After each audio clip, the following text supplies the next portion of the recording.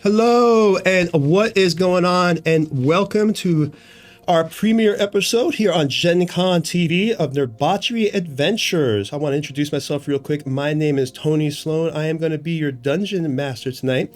And again, this is Season 1, Episode 1. The name of this episode is The Mysterious Map. I'm going to go ahead and let the players start introducing themselves here. We'll start with Eric. If you're muted, Eric, unmute. Hey guys. Yeah, no, I was muted. I wanted to unmute myself. Hi everybody. We're excited to be here for Nerdbauchery Adventures, working with Gen Con TV and Peter Atkinson and his awesome crew. So I'm Eric Wahlberg. I'm playing Volric the Gray. He is a fighter and a bard, and he has a long storied history, seeing as he's an old guy. And I look forward to revealing more about him later. All right, let's go ahead and start with Erica. All right, I am Erica Wahlberg. No relation, kidding. Obviously, there's a relation. And I'll be your elf ranger for today, and I'll reveal as we play. All right, then we'll go ahead and have Space.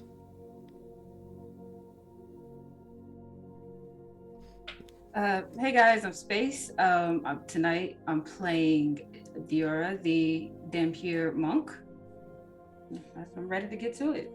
All right, next is Chris. Good evening, everyone. I'm Chris, and I'm playing Ayize Marley, a human wizard. Looking forward to playing with everyone tonight. Then Jack. G'day, everyone from Australia. Oh, Josh, you're trying to cut in on me. Cheeky. I heard Josh. I'm playing a younger version of Seth Breath Bloodtongue. We've decided to bring him across from the other group. I think it's just the accent they love, probably nothing else. So yeah, really excited about today. Looking forward to playing with this elite team and can't wait. All right. Next is Josh. Hi everyone, I'm Josh, also known as Winged Horizon. I'm playing a reborn artificer armorer, and I will be, well, you're going to learn more about us in the game. I'm really excited to start. All right, so we are about to jump in it. We got a whole map made of Dwarven Forge. So let's just go ahead and begin. I'll start with a little bit of narration since this is the first episode. Several weeks ago, Rin and Volric were returning from a previous job on a caravan expedition when they discovered a cache of scroll papers. The scroll paper was made of an excellent vellum parchment, a kind of paper that lasts for centuries. On the journey home, the characters were caught in a sudden rainstorm, and the entire cache was drenched. Upon Rin and Volk's return to Selvia, it was found that none of them was magical. Still, the wizards and the scholars can always use good paper for spell research and write in their spellbooks. So the characters carefully spread the paper out in front of the fire to dry out. Much to their surprise, as the paper dried, writing appeared on several of the papers.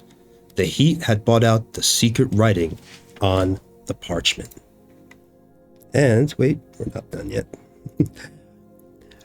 Now, they're outside. Now, Rin and Volric are outside the tavern. And as they walk in, they're heading in to get a hot meal since they've been on the road, like I said, for several weeks. They notice that Diora and Dimitri already there at a small table in the corner and what can be seen in an intense discussion. Rin and Volric acknowledge them, giving their customary nods and heads. Now we see Diora and Dimitri are at a table, and they're speaking, and this is where our adventure begins. We don't have enough money. We have to get out of town. We can't stay here. Yes, that the caravan didn't pay enough. We do need to find a new opportunity. I only have, a few gold. Dior, Did you manage to find anything? No, and sadly, I'm down to my last 5 gold. If we have to find a boat or something. Yes, we shouldn't stay or trolley around this place. It does not give me it has ill tidings. And I look around and I clock Vorik and Ren and I say, wait, weren't they with us on the caravan? They were, if I recall, they found something that, yes, they were at the caravan. Do you think they're following us? I don't know.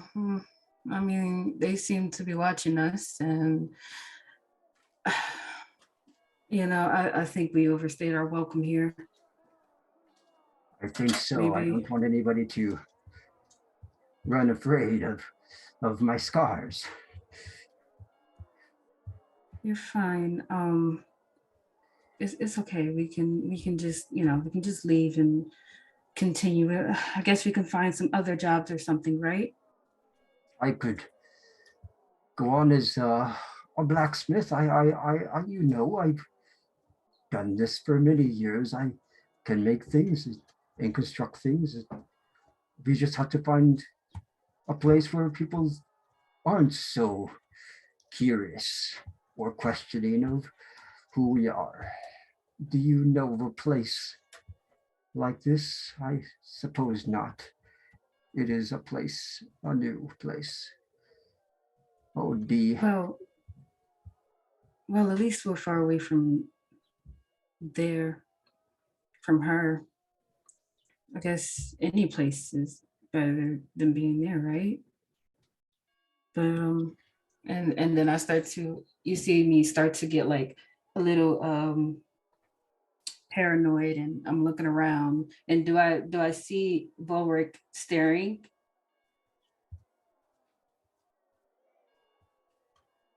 Tony? That's up to Vorik. Vorik, are you staring? I'm watching them, yes. He's always staring at something. Okay. I don't like the way he watches us. That old man. Me neither. Should I approach him? No. Give him a what for? No, Dimitri. Let's not cause any violence here. We don't want to be run out of town again. I agree. Your light, your love and your kindness, your strength, you light up this world. You must find a place that you can exist in peacefully. I can't do that as long as I am the way that I am. And these people. Don't give up hope, Dior.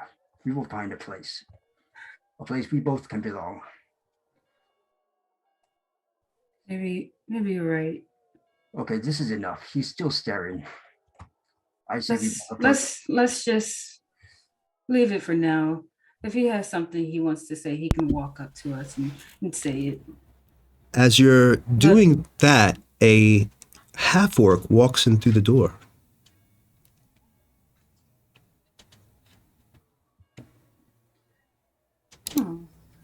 Oh, interesting. The whole tavern has grown quiet. This is trouble. He looks like more trouble than we are currently. Okay. Sethrath, come sit with us. I stare at him. Get closer. I remember you from the caravan. Hey, sit down, join me. What was your name again? Falric the Grey. This is Ren Swiftbow.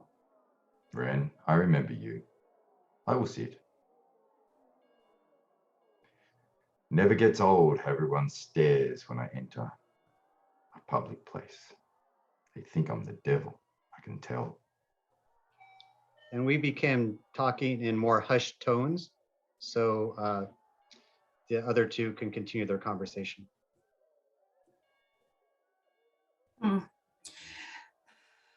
Well, I thought he was different.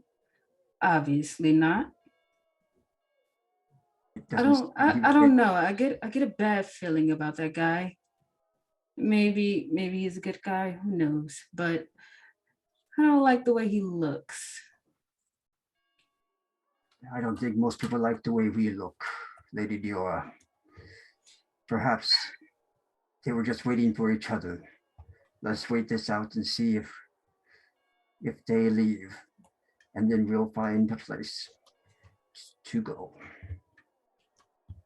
Okay, you're right, Dimitri. And As then you, we just sit back. Go What? ahead, I'm sorry. as the rowdiness in the tavern continues and you're enjoying several drinks, you notice that your party member Aziz comes in through the door as well. And he goes straight up to he goes straight to talk to Volric and Rin. Ah, our wizard. What was the name again? I'm sorry.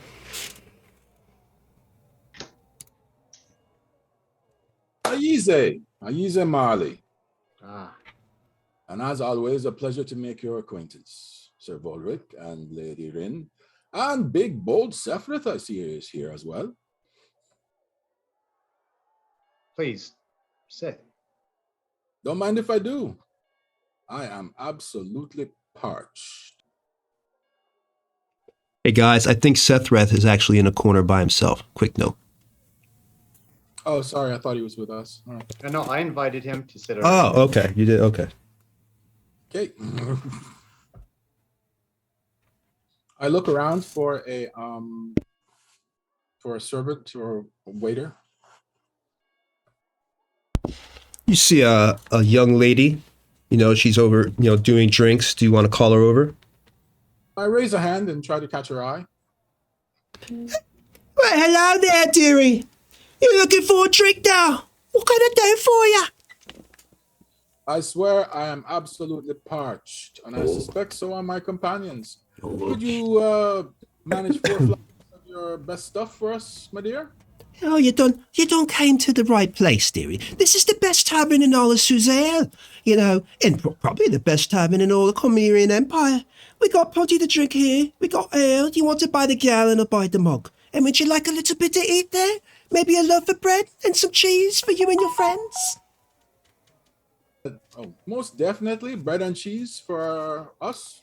I suspect a platter would suffice. 3 mugs and 1 flagon for our big friend here, I imagine. I beg your pardon, friends. I am ordering for you. Please speak up if there's something you'd prefer. Well, as long as you're paying, I don't mind at all. I'm quite happy, but the same. Can we start talking again in hushed tones to allow Diora and Dimitri to continue their conversation? All right, dearie. I'm going to go get that for you, and I'll bring it back in just a jiffy. All right, now. And she gives you a little wink as she walks away. Be back in a second. I wink back at her and said, not a problem. Dinner and drinks are on me.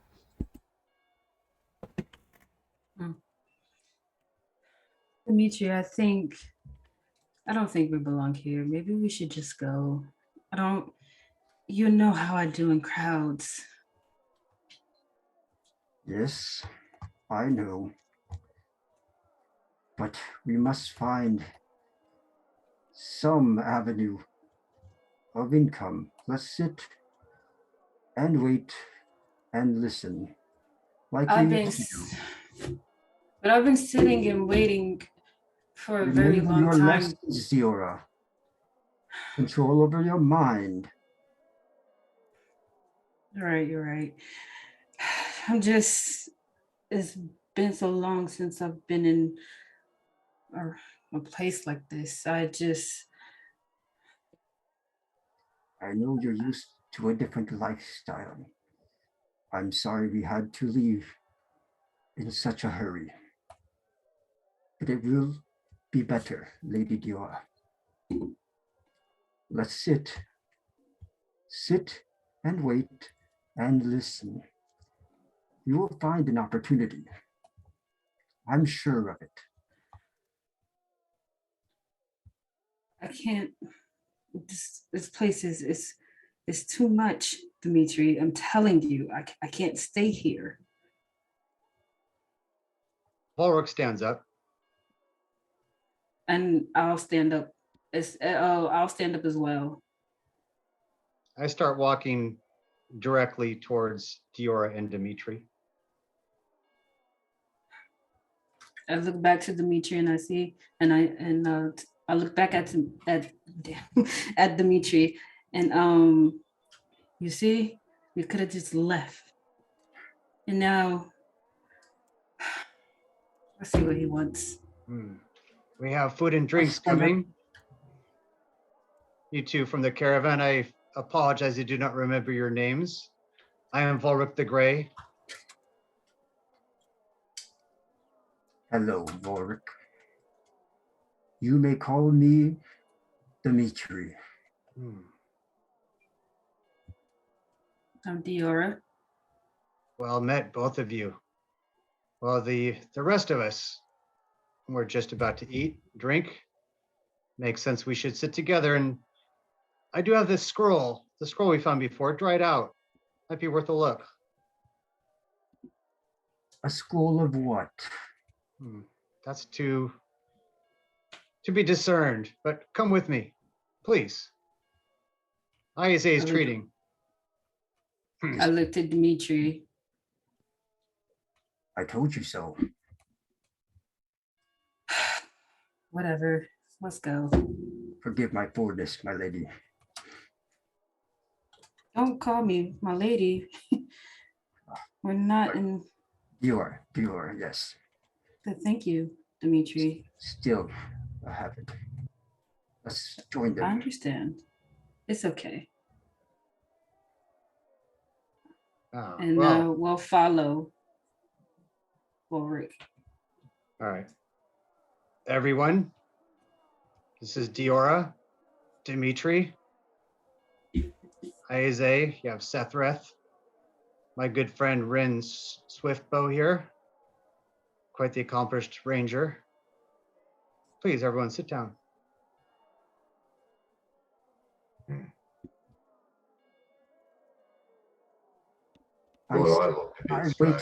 I wait for Dior to sit, and then I sit after her. And I can cover my head in the scars that I have that seem to be open with the stitches and the pallid skin. As y'all, Dimitri, I have to hang out with you more often. With my one scar, you make me look downright pretty. He has a point. You even make me look a lot better. Diora looks to both Volric and Sephrith. Are you making fun of my friend? Not in the least, just making conversation. Oh. Gotta have a bit of a laugh. Did you see I don't know you well enough to laugh. Did you see how everyone reacted when I entered? I did. I know how it feels to be not pretty. What can I do? That's it. That's me. Perhaps we can move this conversation away from scars and appearance and talk about more the pressing matter. What of these scrolls? I am quite curious.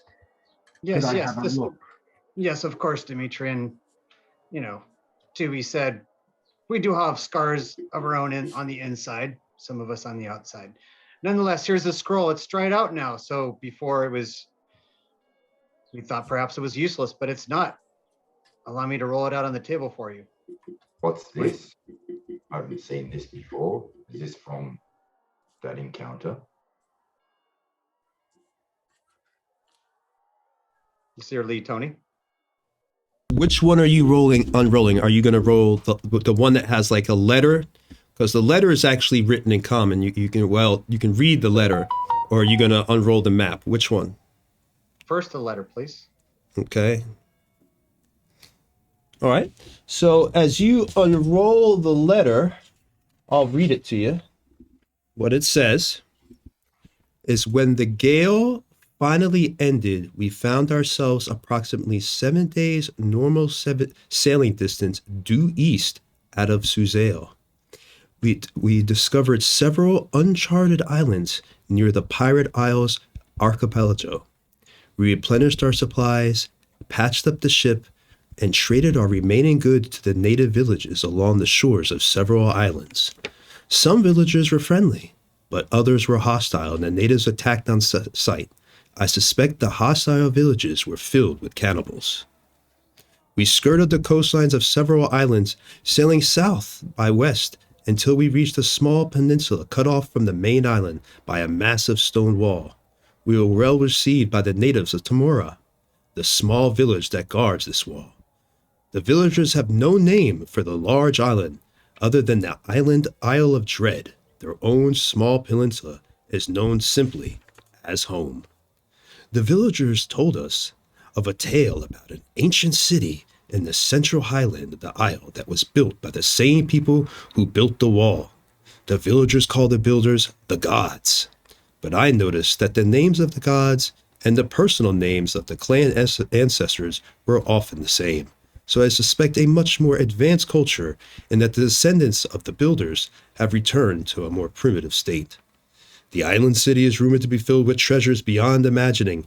In particular, I heard persistent tales concerning a great black pearl of the gods that still remains in the island city.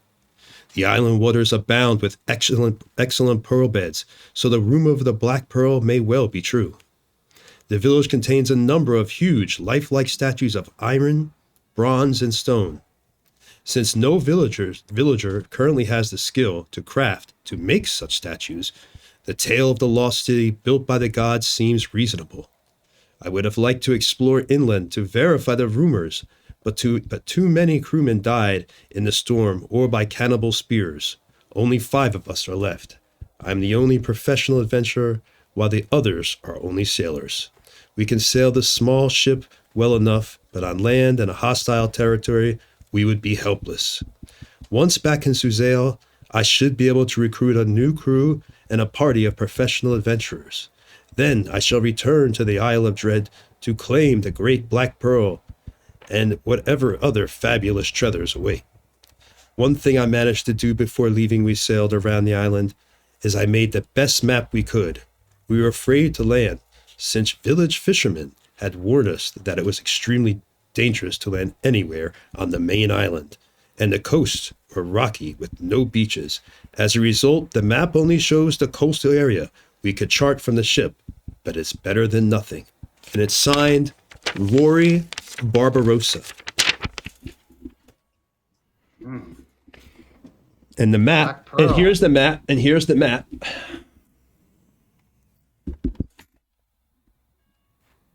Does it say any more about the people that created this? The statues, does it give any reference what they look like? I read you all that was said there. Yeah, that was everything was said. That was the letter. See, very interesting. Secrets and treasures. That sounds quite interesting to me. I don't know about the rest of you. May I examine this? Of course. I hand it to Ayaze. A moment, please. And I'll archive. Go ahead. Open, Oh, okay. Sorry. Sorry, go ahead, Tony. I would say, are you looking at the letter or are you looking at the map? I am looking at both. I will look at the letter first. Okay. So give me a since you want to really check it out, see what you know. Give me a. Do you want to use? You can use a history or an investigation. So I'll let you choose. I'll use investigation. Okay. Go ahead and roll it up. You need to beat a 18. Nope. All right. You want to try your history? That's Sure. that's only a 15. Nope, definitely not. All right. So you really don't remember anything. The name Rory Barbarossa really doesn't catch you or anything like that. All right. I want to cast a detect magic. on both. Well, it'll register as magical. I'll just fire off a detect magic, and I'm using a ritual casting from the book. All right. It's not magical in the beginning. It's like the heat just bought out the writing. So it's kind of like, invisible ink, old, pirate style. So it wasn't actually magical paper. It was just the heat, when it dried, it bought it out. It's not Sauron's ring. All right, I'm just confirming. Then I will follow up with, I'll look at it closely to see if there's anything else hidden on the map or the letter. You can go ahead and give me another investigation if you'd like on the map.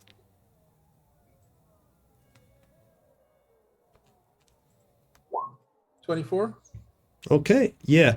You do get a little bit, from the map, you've heard rumors that this, somewhere in your traveling, that you heard something, that Isle of Dread, Isle of Dread, Isle of Dread. And you remembered, at your wizard school that you read that 1,000 miles to the south, and at your school at the time, you're reading 1,000 miles from the school that you were studying with, that you'd heard there was a mysterious island inhabited by gigantic animals and terrible thunder lizards. Whatever that means. I repeated this to the group. It's a very good reference, and thunder lizard, I assume, is a reference to giant lizards. When they walk on the ground, it makes the sound like thunder. Any mention of the race that lived there and created it? None that I recall. But certainly, based upon the Barbarossa's information and the fact that we have a map, it might be worthwhile to investigate. What am I saying? I am absolutely burning with curiosity. I will come. I want to see what race made this. There must be something here. And speaking of cannibals and thunder lizards, I'm not sure which one I hope for more. The one that doesn't eat me, probably. I think you're out of luck, Ren. I suspect both would eat us. As you're doing that, the attendant comes up. Here's your food, dearie. And now she kind of was already there. She kind of overheard. It's Isle of Dread. Oh, I've heard about that place. My father used to tell me tales that a mysterious, a lot of people here in Suzelle, it's one of those, tales that everybody talks about. Mysterious island, treasure, as far as I can see. My father used to tell me a mysterious magical mist enshrouded the island. One breath, and the traveler has no desire to leave. And she puts down your food. Here's your bread and your ale. So sorry to interrupt. You'll continue with your conversation. Just thought I'd let you know that if you're looking for any more information, I would go ahead and talk to some people around the town. You never know. Lots of people love that rumor. And she kind of just walks away after that, gives you your food and leaves. Well, that sounds a bit ominous, but that's what adventurers do. They walk right into ominous situations, don't they?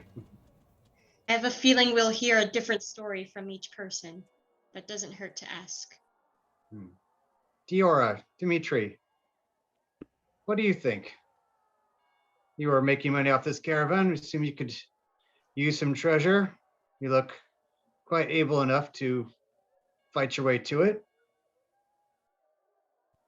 I look to Dimitri. Yeah, Dimitri, what do you want to do?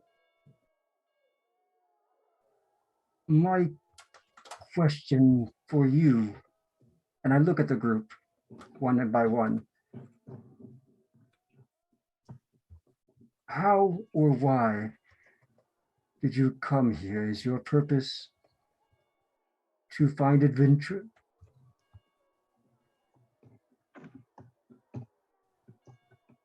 You came on the same caravan.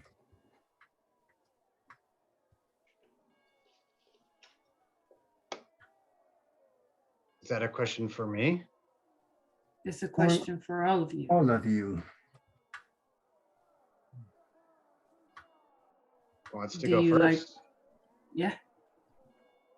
Let's start with him, and I'll point to Sephrith.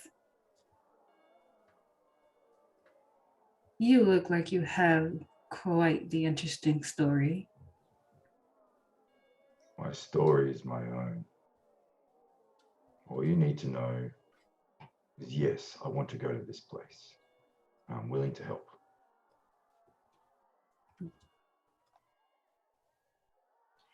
Nothing more.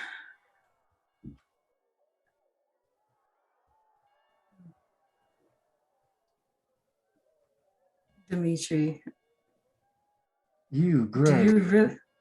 you really want to travel with these people? I mean, it's been the two of us for so long. It hasn't been that long, Giora. It just feels like it. Time, it feels different here. Anyways, Greybeard, tell me, can we trust you to give equal shares and not to treat us in a way that is unkind and unwise? I've been many things on this 55 years I've had on the earth. And I've done many things and I have been many things, but one of them is not a charlatan or a backstabber. And as he says that, I look to Ren. You seem to be close with him. I trust him. I left home to find my place. I hope to help. You should have no problem with me.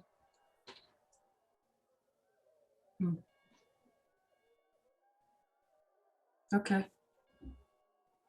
I don't know. For some reason, her face just makes me at ease. And then I look to the big tipper. What about you, sir? Oh, my reasons are my own. But can we trust you? I could ask the same question of you. Who knows? I do not know you. So, I come here looking to offer my services as an armorer or a blacksmith, if that's what you prefer. I also have skills in many other fine crafts. If that is what you need, as well as a supporting hand, then we will be glad, Giora, to join you as long as we can agree in writing on an even split of any one gains from this excursion to the island.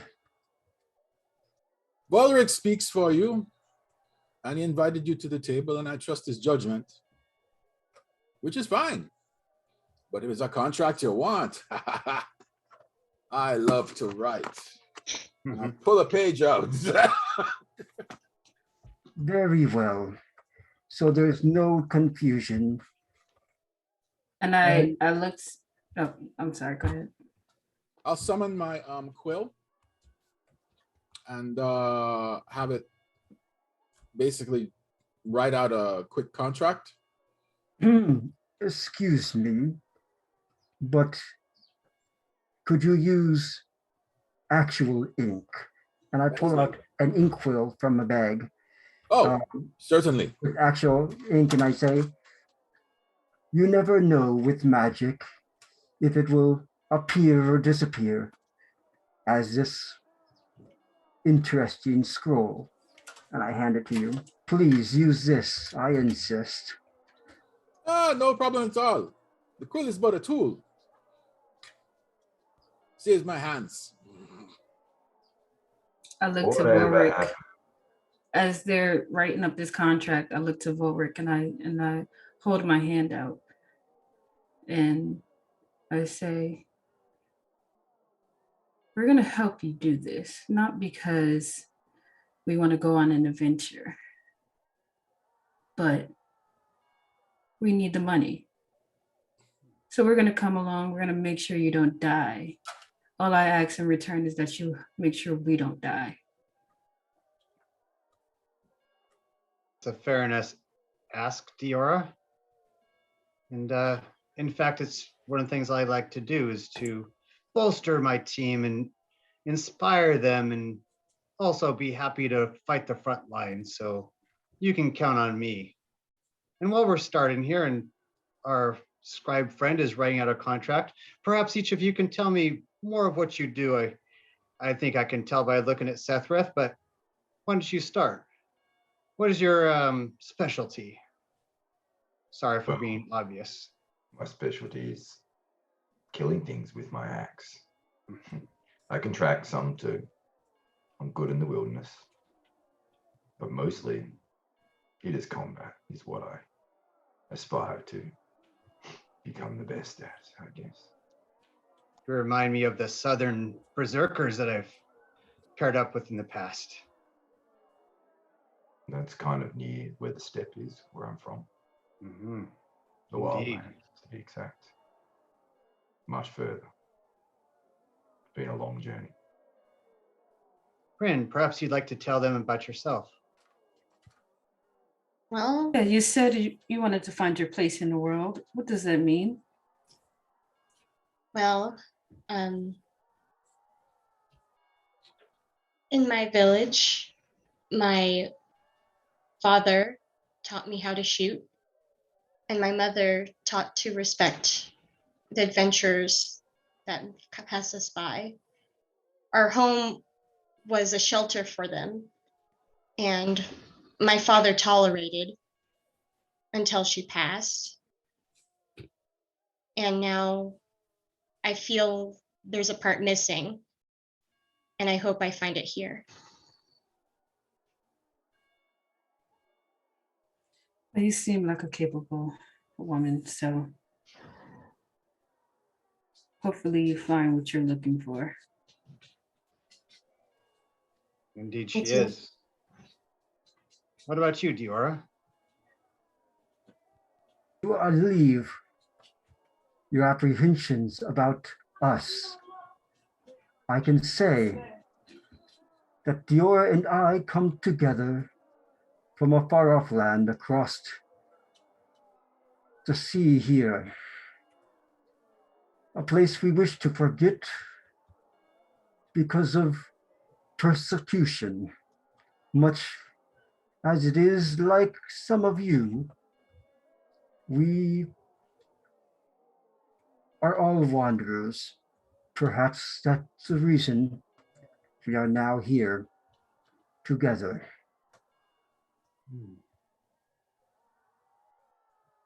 And so not only money that motivates you, but you're trying to get away from something, both of you. Not Yeah. get away. Mind your tongue and let me use the tongue I have. And you use your ears. I Said, place a hand on Dimitri. It's okay. Relax. He's not wrong. We are running from something. we are not It's okay. running. Do not think of it as running. We are only surviving and making the best of the opportunities that this land can provide. As we said, we are happy to offer our services in exchange for even share of the gains, as well as a protection clause that no one is left behind if it can be helped.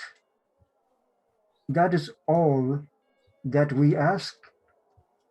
I'll be glad to offer my services if you need fixing of tools, your armor, your jewelry. I could even work on potions if you prefer, but that would require some extra supplies that would need to be furnished and paid for. I could also get into doors that others can't. Diora here is quick on feet and quick with her hands. I also have a kind relationship with the energy that surrounds us all. The Zile would understand that the world is made of this energy, of fluctuations, electricity, and the weave. The weave guides us all. He loves to chat, doesn't he? Hmm. God, hope your hands are quicker than your conversation, mate. You want to find out? Oh, please, Why do not? it here.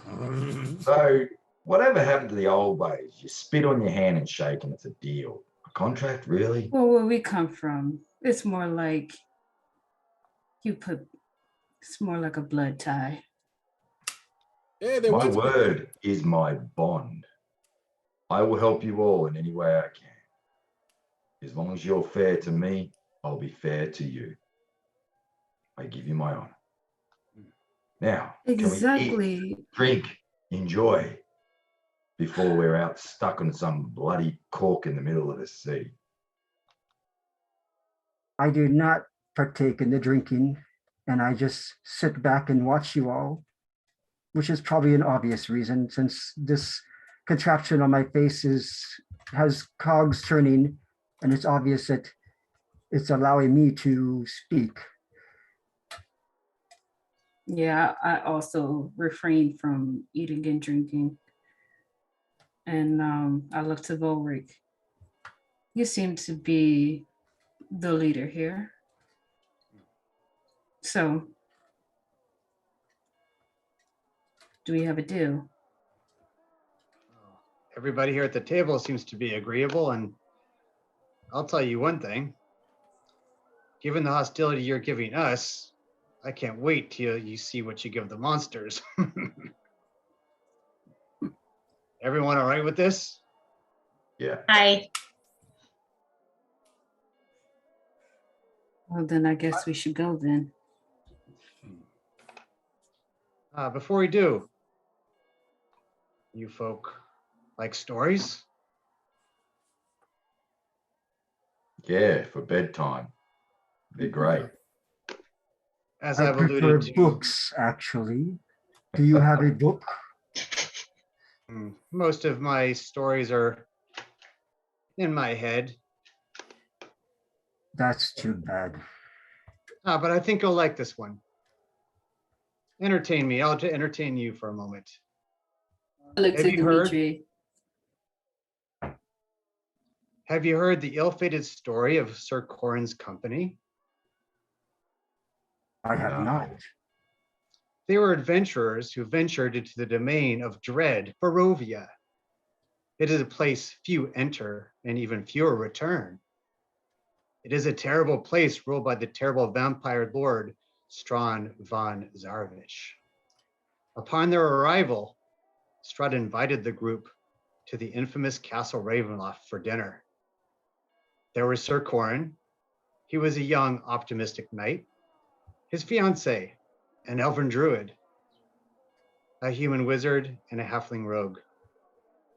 Unfortunately, Strahd became bored with the dinner conversation, so he broke every bone in Sir Quarren's body. As a wizard and rogue were beaten half to death and dragged away by a pair of iron golems. Helpless, the knight was then forced to watch as his lovely fiancée was torn apart by wolves in the castle courtyard. Strahd broke Sir Quarren physically and mentally and left him to wander Barovia for decades, occasionally stopping by to degrade and torture the soul of the shattered man. Finally, after 20 years of torment, the disgraced knight ended his life upon the Hangman's Hill. What I'm trying to tell all of you is, this Strahd, he's a real jerk. Let's not speak of that name. That was riveting. And your story is missing some details. I have heard a similar story, but told in a much different way. Strahd does not always tear apart, particularly if he is fond. I do believe your brave knight was broken upon that hilltop from a lost and stolen love. And he did not hang himself, but he was pushed off of the cliff by the wolves that you speak of. And below is where he was torn apart upon the rocks and surf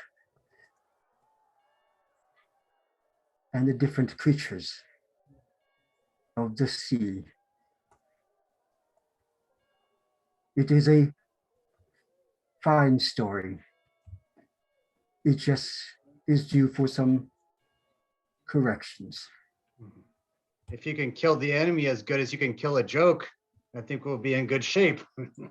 I said it was a good joke. Oh, Rin holds up her glass and offers cheers to not becoming a story. I'll cheers to that, because that was the worst story I've ever bloody heard. Cheers. Cheers. To all of you. Just about put me to sleep. So I think I'm ready to retire for the night. What time is it? Tony? It's actually not late. It's actually daytime. So, you know, if you want to leave the tavern, you could. I mean, it's not late at all. You arrived right after you got back this morning. So, All right then. It's okay. It's been a long journey, but I understand you are quite old. We need our rest at different times. I just wanted to mention that the contract is about done, and all it awaits is signatures.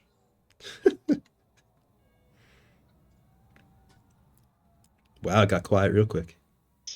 No signatures. Oh my goodness! I'll be the first, of course. This is amusing. We'll share the gold, help each other, and all that. Of course. We can take Sephiroth's signature as a thumbprint or just his word. I'm pretty sure he's not going to sign this. If he could kill a man, I think he could sign a document. Anyhow, I offer Volrek the quill. I sign it. Okay. I hand it to Rin. Signs it, passes it on, offers it out. I take it and I write D. Teslav. I say, hold on, Dimitri. Read it first. Just a suggestion. I didn't do anything really, Tony, I didn't do anything sneaky or whatever. It's just like 6 shares, look out for each other. Y'all are you're gonna have to figure out a name though. What's your adventuring team name? Because now you're an adventuring company if you made a contract. Fair enough. But you didn't do anything sneaky, Chris. No hidden agenda. Nope. That's all This good. actually works. This works with my purposes as well. So Perfect. What are y'all doing right now? Well, since it is not nighttime, as old as he is, he's not going to go to sleep at noon. It's Sorry, okay, Grandpa. I just wanted to confirm that little nap. Sorry, I hate to interrupt. Just wanted to confirm that everybody's signed. Signed. Signed. I will attach my signature. And I look at Sephiroth. Word? Or are you want to just put down an X? Give me the bloody quill. Quill? Oh, I was hoping you'd do a thumbprint. That's more in character for you. Ooh. But I hand him the quill. And I'll pretty much crush it in the paper. Whoops. All right, give me the ink. We'll do the thumb thing. That was a better idea. There you go. Done. Shake on it. I like this one. Put my hand out to him. Oh, shit. Hey, Who is he offering? Who are you offering your hand to? Because it's not you're the one giving me the contract. Good man. I reach in and just my huge paw envelops your bloody arm and Easy. done. Back to drinking. You do notice that Aize has arms like pipe stems? Pipe cleaners. Well, I'd be interested You in. need to work out. You've been pushing too many quills. And I blow on the contract so the ink dries. I didn't sign it yet. All right. Last signature. I look to Volric again. And the quill is all messed up now. So Sephiroth, you said you were bloody? No? Okay. So I take a dart from my pack and I prick my finger and let a little bit of blood flow and I stamp the paper. And then Good to see you have blood. I was a bit concerned. I like you. Nobody's ever lived to talk that way to me. So Well, you are a pretty face. And, well, thank you. That's sweet. But tell me more about this killing thing that you do. You said you kill people with your axe? Just thought you were Now, getting that's a the kind huge of- side eye. I want to hear. Only people who deserve to be killed. I don't kill the innocent. That's Well, what I'm referring to. mm. Look, I used to I'm be sorry. a mercenary. I'm sorry, Dimitri. Did you say you side-eye me? No, I'm giving Shethros a side eye. I don't think you would see it, but behind my cowl. But I'm looking at him as you were saying, "Oh, I kind of like you." Oh. So is the Tin Can your brother? It's my best friend. I thought maybe you're related. Not that you look alike, but just you're very close. Well, we've only had each other in this new place, I guess you can say. I think you should be grateful you have someone at all. It's a good thing. It's a good thing. Well, I mean, you all seem like have you known each other long, or I know No. those two. No, I had just seen you around the wagon train. I've seen the old grey one. Seems to take charge. Yeah, quite Grandpa. That's what I call well. him. Grandpa. I like it. Cheers to Grandpa. Yeah, I've I seen mean, him look at him. around He's and- practically ready to go to bed. He probably wakes up at like 4:30 in the morning. I was gonna wicker out of some wood or walking frame for him. And the young And one, what is it? Rin, pointy one. I've she seen looks her like she shoot has a a lot. bow. She's She looks very like she has a good. lot of potential. Yeah. Very I good like- bow you are, Rin. Did you make that bow yourself? We had some help from my father. Ah, so he's the Fletcher. Hmm. He's done a good job, I don't mind. I like weapons and their history. Very much. Probably wouldn't approve of what I'm doing, but And I sort of side glance across to Volric and I look down to his hip where I can see a very beautiful sword. And that's all I do for now. And then I kind of change the subject. Yes, weapons Hey. have history. They're important. Um, So what was your name? Dimitra, what was it? my name? No, your colleague, Dimitra, You what was can it? call me Teslav. Teslav. It's a strange name. Now, you said you work with weapons. Is that right? I do. Weapons Yes. or armor or both? What seems to be the issue? No, like I said, I have an interest in weapons and their history, especially where they've come from and how they've been made. I can craft them. I can even infuse them with different properties. I have a special connection with the energy around us. For example, Did a part of you just fall off, mate? and you see like his gloves start to crackle some energy with like electricity. Oh, And then shit. Oh, it off. that's interesting. Do you have the ability to look at weapons and tell who made them, or? That is more his story of weapons. Can understand them, yes, and sometimes know where they come from, especially if they have writings. They is a good tool, but yes, I know my way around construction methods. I am well read. Interesting. That's good to know. Speaking of well-read and informed, maybe we should head outside and find some information about this dread island and this archipelago and the other bits. There might be other people who know things other than the waitress. You say we need a name for this contract?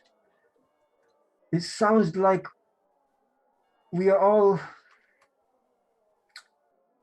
have omens. Perhaps this is a good omen.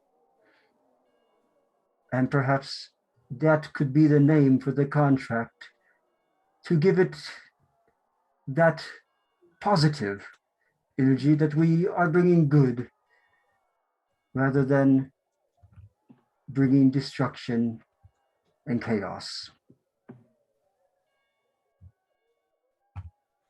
What say you? And I look at all of you. Good omen sounds good. Oh, I alliterated. A good omen is better than a bad omen. Here's to the good omens. doing good in some ways. Cheers, big ears. Be good for goodness sake, for goodness sake. So, as I was saying, if you're all done, aside from your drinks, which of course we can keep drinking all day, I think we should head out and find some more information based on the letter and the map. There's got to be more information before we find ourselves a boat and shoot ourselves into the unknown. Rin finishes shoving down the piece of bread she was working on and stands up at the ready. Well, time to find out more terrible things. A moment. Sorry, just some clarification. It's just a map of the island. It's not a map of where the island is relative to where we are, right? It mentions it in the letter. Yeah, it does tell you how to get to the island in the letter. So you do know how to get there. And the map itself is not an entire map of the island. It's just the coastline because they could just skirt along the coast because he didn't want to land. He didn't want to land because of Thunderless. Okay. How about while you do that, I'll go see about chartering a boat. Fair enough. All right. Oh, and I do pay for how much for the drinks and the bread and the cheese? They were just about to get to that because y'all were walking out. So as y'all are leaving, you actually the tavern keeper actually yells over there. Now where do you think you're going, you little goblins? It's I me. didn't forget. I'm walking right towards him. Oh, well that's good, because it's me you owe money to. And I ain't forgotten. Now, let's go ahead and settle a bill so you can be off to your Isle of Dread. Looking for good old Roy Barbarossa, are you? And don't worry, I already heard. You know, that legend is old as piss itself. Anyway, let me go ahead and tell you, add up your bill here. You got a gallon and a half, that's 2 silver pieces. Oh, hey, look at this. You got a cheese hunk and a bread loaf. So you're looking at a total of 5 silver pieces now. Don't be trying to be shifty and cheat me here. I will count it, I know. I will give him 5 silver pieces. He takes the silver pieces and, he's the way he looks, he's a kind of a greasy man. His hair is kind of like not all the way down to his shoulders, but like that to the chin length. It's unkempt and wiry. His skin is pock-marked and everything with acne and boils that he's never taken care of. And it just looks all around dirty. And as he opens his mouth to bite the coin, you can see the yellow and the tartar built up on his teeth. You can smell the breath as he bites it. All right then, I'm happy to be having it. Well, like I said, you're looking for good old Rory Barbarossa? Huh? Maybe I might know a little bit for the right amount. I could tell you some things. Of course, I'm sure as short adventurers like you don't need my help. I'm sure you know everything about good old Rory and the island. Sure I do. So I guess won't be worrying about it. I'll just let you go on about your business. Well, before we pass along some coin, how do we know this information is more than some chicanery from a bartender who could prey upon the less educated adventurer? Well, first of all, I didn't know you were less educated. But I swear, why would I lie to you? You'd know right where to find me if I did. Would it make much sense? Check? Yeah, let's go ahead and do you could do an insight. Alrighty. Give me a little insight there. Here we go.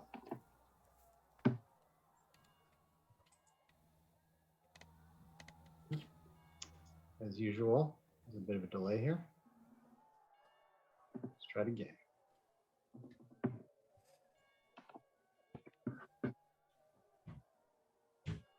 Sorry, pressing buttons here. Here we go. There we go.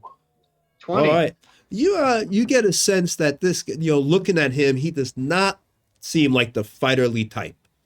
So the chances that he's lying to someone like you that he knows could come and, easily slit his throat is, you get a chance he wouldn't do something like that.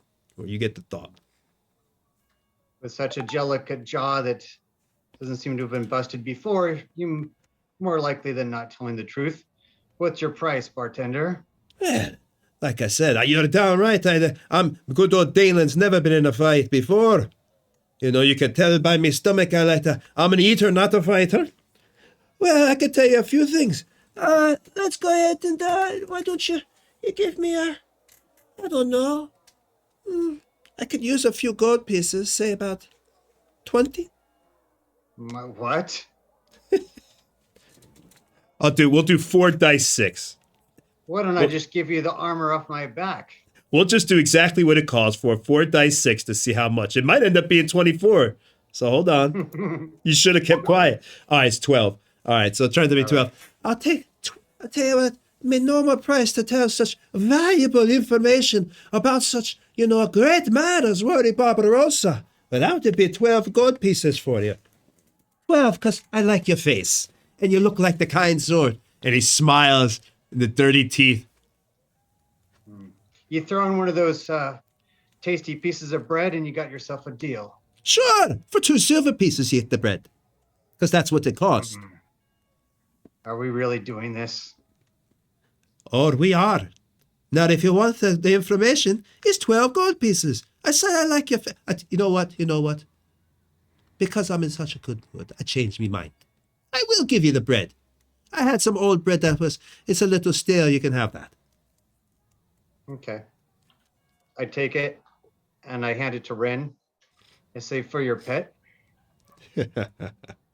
Says, oh, how gracious, how thankful we are.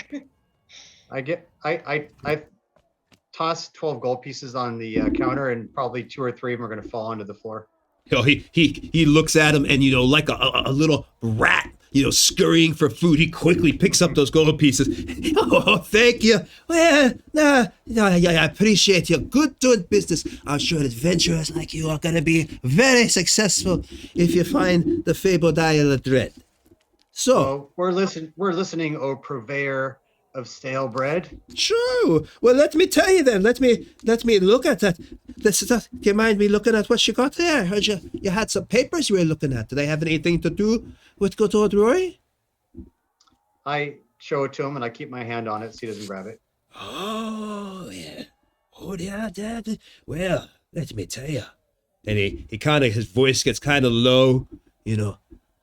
30 years ago, Rory Barbarossa was a well-known adventurer and sea captain. He done passed on now, but he was indeed,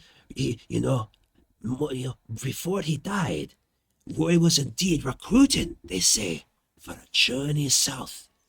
He had been blown off course on his last voyage and had hardly been in town a day before he started signing on new hands. But I tell you, by the powers forgive him, unfortunately Roy angered a powerful wizard over a lost wager, and he died horribly before his journey south began. I tell you, this parchment, it seems to confirm that what Rory, everybody thought was true. This parchment and this map might just indeed be the Isle of Dread. What do you know about this place? That's all I know. Well, let me think. I'll tell you. He kind of looks around. My brain is getting foggy.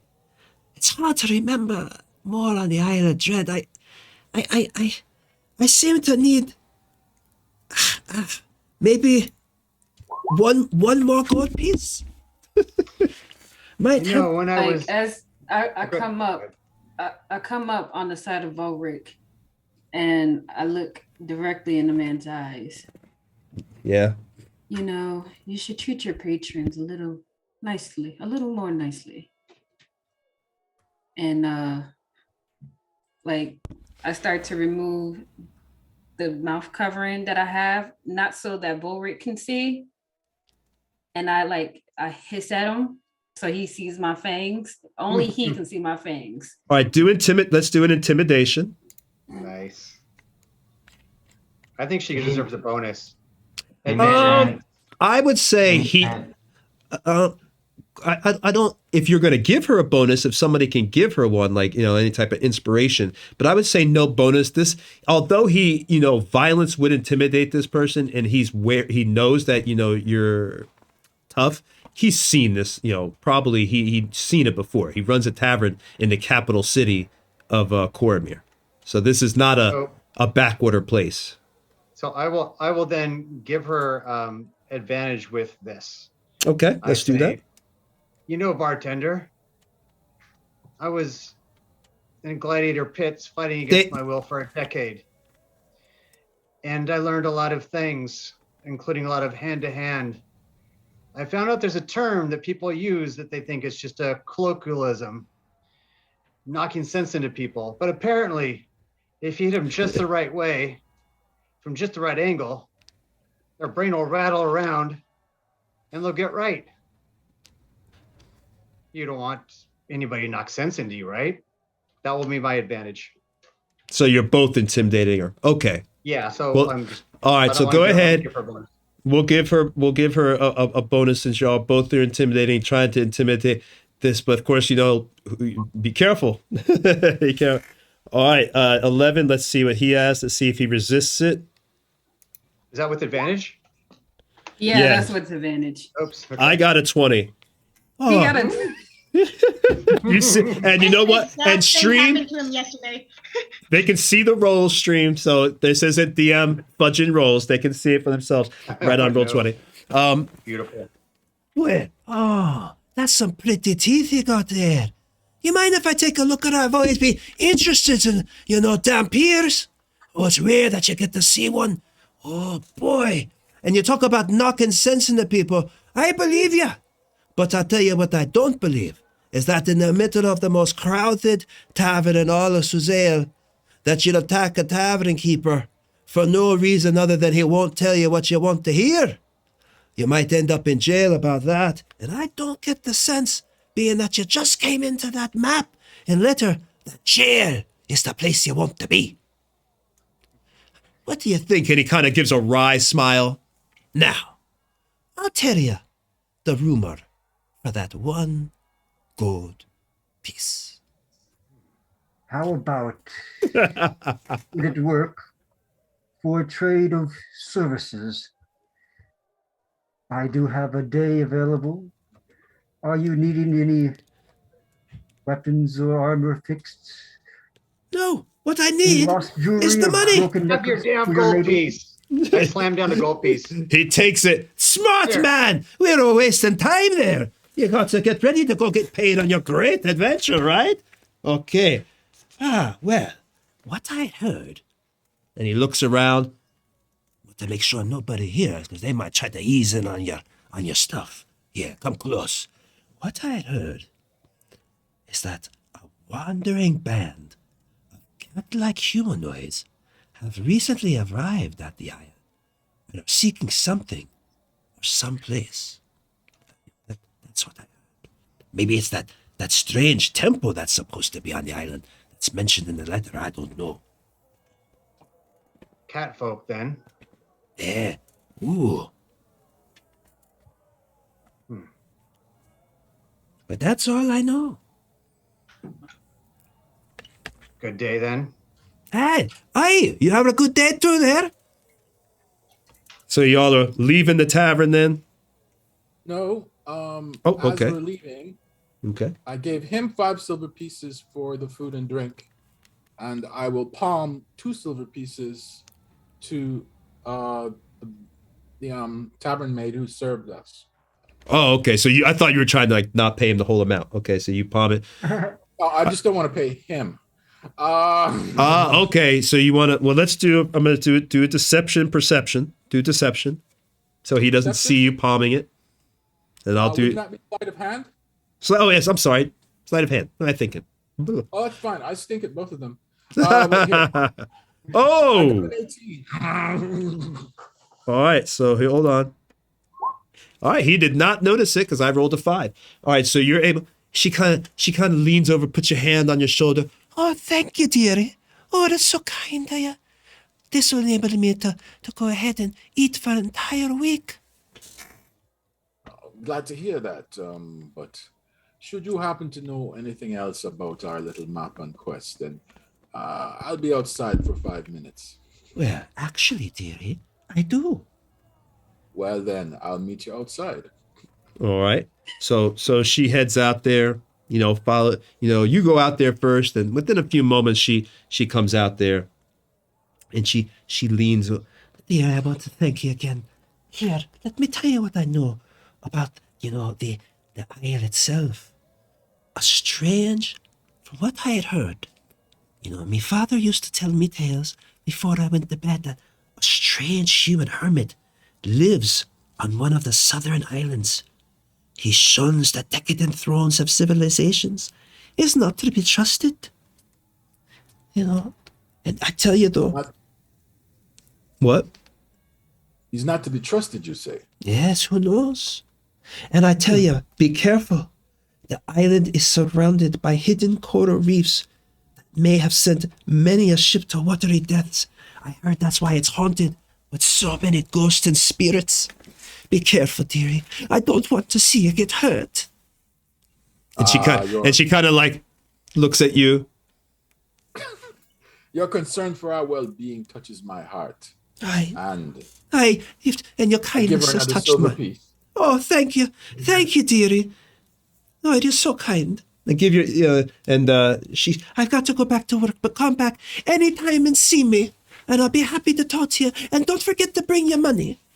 And she kind of like rubs you, and rubs it and grabs your arm and squeezes your top of your arm, and walks back in. I wince because my arms are like pipe cleaners. This character has a strength of 7. All right. My clothes are actually heavy. So are you gonna go out and you gotta tell the rest of the group? Because I assume everybody is going outside now, or? I share the information with the rest of the group, and that's what she knew. But just a little bit of information. It would be handy if it could be confirmed. It's just raw intelligence, as we call it back in the library. I can see to arranging for a boat for us, and I wouldn't mind some company while I'm doing that. It can be a pretty rough town after all. I look for volunteers. Right alongside you, my friend. All You're right. scared to go alone. Yes. Absolutely. It's a rough city. I look back to Dimitri. I would like to go to the library. Oh, I'm not going to the library. I'm going to the dock to hire a boat. But if you should ever want to come down to Termish, I would be happy to show you the library. It is magnificent. I think we should stick with this one. He needs our help, Diora. He has him. I'm sure they'll be fine. Anyhow, what say we meet at the docks? What time of day is it, Tony? Now it's about 1 o'clock because y'all were hanging out in there a little while and everything. What say we meet at the docks at sunset? Fair enough. When are you coming with us? And I start heading to the docks. All right. So now what's the rest of the party doing since Ayeezy is off? He's going to go look for a ship and, see who he can find down there to talk to. Where's the rest of the party doing? Where are they going? Are you all going to be, what are you doing? You've got the map, you've got the letter, the innkeeper, of course, told you that there's, people around town. You can just ask, generally, you might have to spread a few dollars, or a few gold coins, not dollars, a few gold pieces to loosen some tongues. But, people around town, that live there, just the random citizens, might have some information. That's what he lets you know. So, what are you guys going to do? Are you going to follow Chris? Are you going to walk around town? What are you doing? I would like to go look for some herbs and stuff. Okay. For my kit, my herbalism kit, so I can start making stuff for this journey. Gotcha. Escalade will accompany her. All right. And I would also like to meditate after that. So that's what I want to do. So you want to go to a magic shop, or that supplies herbs, and they're like a potion shop actually, because they would supply more herbs and ingredients. And you want to go with her. So what is? All right. So let's just, I guess, then start with Chris then, because everybody's splitting up. So I guess let's start with Chris or Ayeezy. I'm sorry, Ayeezy, down by the docks. So give me a Okay, I'll help second. you out. It's Ayize. Ayize. Yeah. Sorry, man. I'm working on it. I'm sorry. Does Ayize have the actual map with him? No, I assume that was with Volric. Yeah, I would have it. All right, so I just don't want to go to the docks. Look, I don't want to walk around the city alone if I can help it. Oh, would you like a bodyguard? I would like a party member to accompany me. Bodyguard, certainly. oh You only right. have to ask, mate. Thank you, Sephiroth. I'll come with you. Appreciate it, my friend. I'll come with you. I've All never right. seen the docks before, so it'll be interesting. Oh, I'm sure it'll be a fascinating place. All the ships, all the people traveling from different places all over the world. But we're going to look for a boat that will take us to the Isle of Dread without telling them we're going to the Isle of Dread. Right. I'll leave that up to you. Do you mind if I bring my ale with me? You took it with you. Oh, the tavern keeper would be so angry. I'm not finished yet. Lead the way. All right. I make my way to the docks with accompanied by Sephiroth. All right. So as you walk through the city, as you approach the docks, the smell of the salt there hits your face. It's a pretty warm day. It's spring, same time of year it is for us here in the States, upper East Coast. So it's about 50-some degrees, not particularly cold. So again, the salt there, you hear the gulls and everything flying all around, and you actually see a captain. He's barking orders at his men. Get that aboard, men. Harry, and you, get that. Get that loaded up. We've got to be going tomorrow. I want to be out of here. And you, all right, come on now. Renee, God, don't put that down. You're going to drop it. And he looks over at you. What are you doing here? Can you please excuse yourself from my men? They're trying to load up. Apologies, my dear captain. We are unacquainted. I am Ayize Marley, a traveling scholar. I was What? wondering if you would be. I What's your- said, I am Ayize Marley, Easy. a traveling scholar. I like that. Okay. My name is Captain Avilio Asquales. I guess I have a few Avilio. moments to talk to you. Yes, Avilio. I guess I have a few moments to speak to you. Like I said, Renee, go ahead and finish loading that up. We'll put it under the deck so we can be ready to go by tomorrow. I want to be on my way to Assembly as soon as possible to trade these supplies. All right, what can I do for you, Ayize? Oh, you're going to Sembia. That's Ah, far to yeah. the south. Yes, we tend to go there because Will you be traveling anywhere close to Chul? I think that we commonly go that way. Why do you Chul ask? is the home of many of the Tabaxi people, if I recall, the cat folk. Yes. A common, very feral feline sometime, but I have known many a great one. They have been many good friends. I have traveled with them from back and forth. But again, I am confused. I am trying to, no disrespect to you, I mean, a friend, but I am trying to load up my ship, and you had gotten in the way. But Oh, now, no. No disrespect intended at all. Please forgive me. I sometimes become somewhat lugubrious when I've had a few drinks in me. We are seeking passage to an Passage? island in the south. Okay. And it is en route to Sembia. Would it be possible for you to... yes.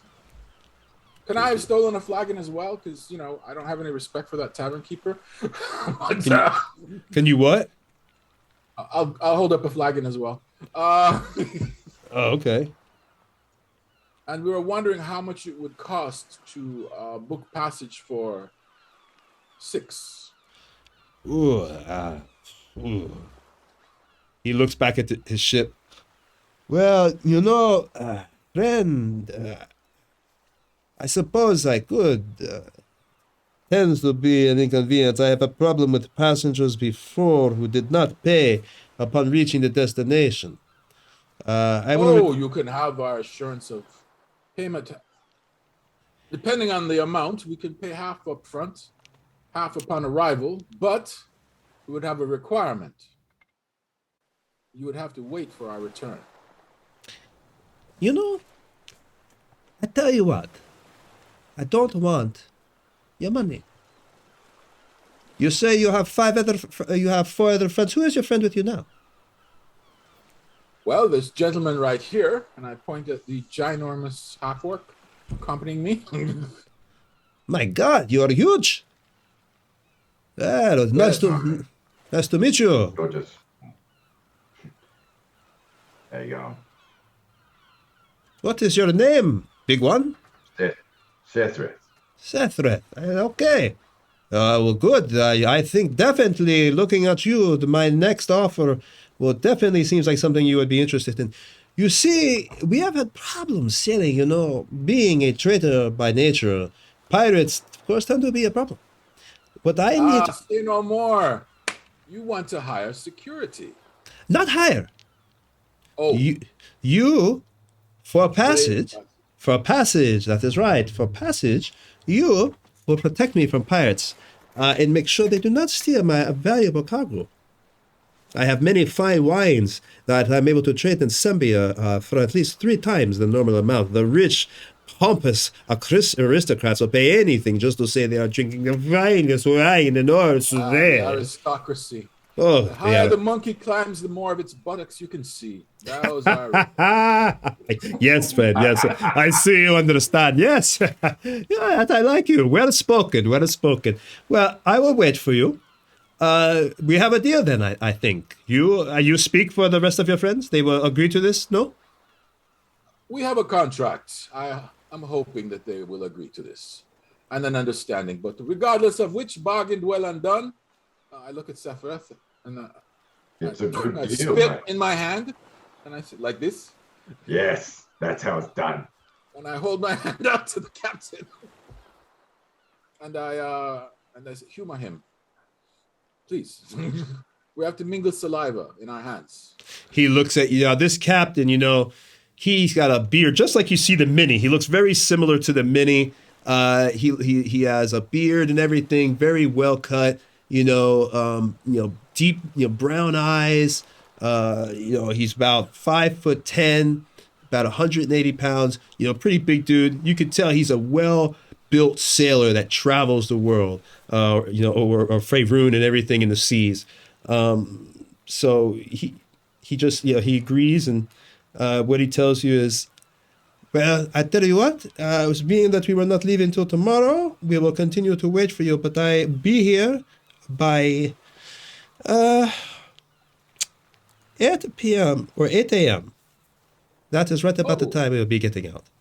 We might be able to leave sooner if you could get here by this afternoon. I could use your hands and the rest of you, and we might be able to get under the way sooner, which then I would actually pay you for that help. What do you say? I will see what I can do. We have separated, and I do not know where the other 4 members of the party have gone. I do know that we are supposed to meet here at sunset. But that would be perfect. That would be perfect. Oh. You could help load up this, and we would be out by tonight, saving me docking fees. I wouldn't have to pay. That alone would save me money. Or gold. All right. That is an acceptable agreement. Has he shaken hands with me yet? Because I'm standing here with my... Yeah, he shakes his hand. All right. I forgot to shake the hand.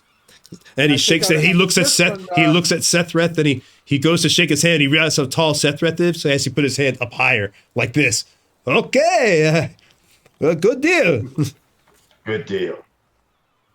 All right. Bargained well and done. We will meet you here at sunset. All right. So, Sethreth, I suspect that we have some time to kill, and I see a little rum stand over there. At this point, maybe a couple ships part, and Sethreth gets his first real glimpse of the ocean. Oh. That's a bloody big lake. Bigger than I... Lake? That's the ocean. I look down at you. Yes, it is. It is one of the seas. Come, come, come. Let's go to the little rum. Is there a rum bar? I'm kind of making this up as I go along. Is there a rum stand? I've got to be. There'd be a rum stand. There's always a rum stand, right? All right. A rum stand? Tony. Like public. Rum. So you're asking me if in medieval era, if there's public intoxicated drunkenness. Well, considering water wasn't clean, I would say not a rum stand. He's actually there's like, ale. There's like a guy, selling ale. Ale here, ale. You want some ale?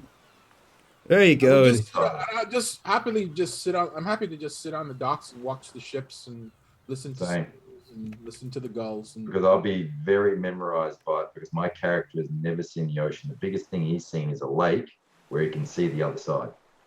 And I The biggest extol boat him. he's seen is like a 10-seater.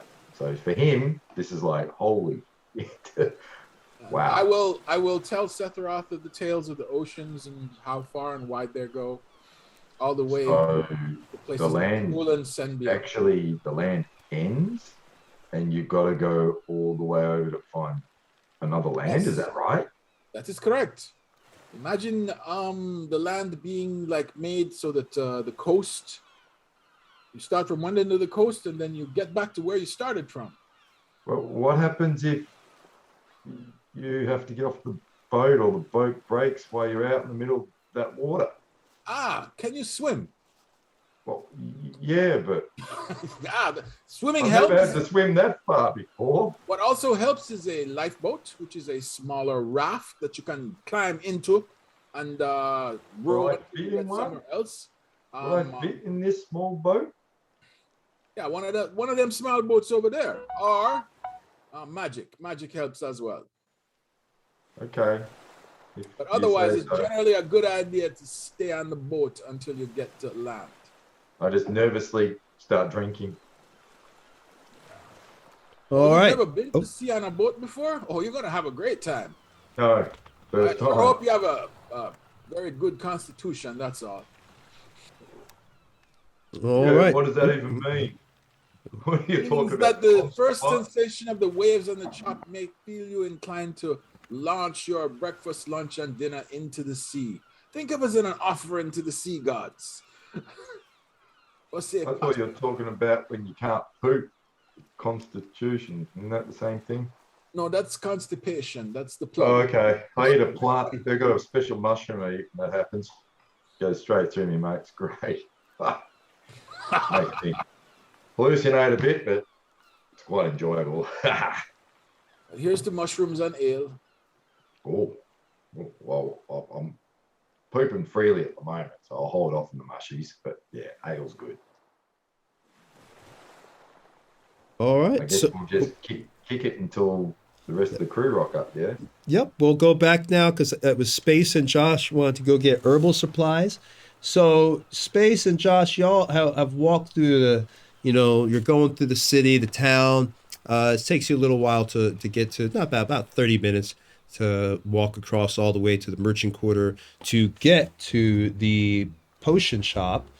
And you can see it, it's a big building. You actually see the little sign out front.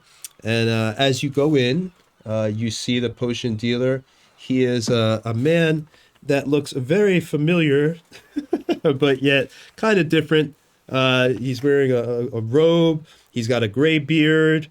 And in front of him, he's got alchemical supplies. Dressed as you see, just like you see the mini there with the purple and the blue. He's got his alchemist supplies to the right as well, just bubbling away. There's an acrid smell as you walk into this shop. And as he's doing that, he's pouring something into a vial and poof, smoke comes up and it kind of busts. Oh, hello. What can I do for you? You come in there. You interested in some potions there? Name's Dryden. Dryden, what can I do for you? Tony, I would like to use my alchemical supply proficiency to be able to discern what kind of potion he was just trying to brew. What kind of proficiency should I be rolling with? or rather, what ability should I roll with? Intelligence or Yeah, I would say intelligence investigation because you're trying to figure it out you're putting it together. okay? 1 second. Let me. Oh, it's not letting me. Okay.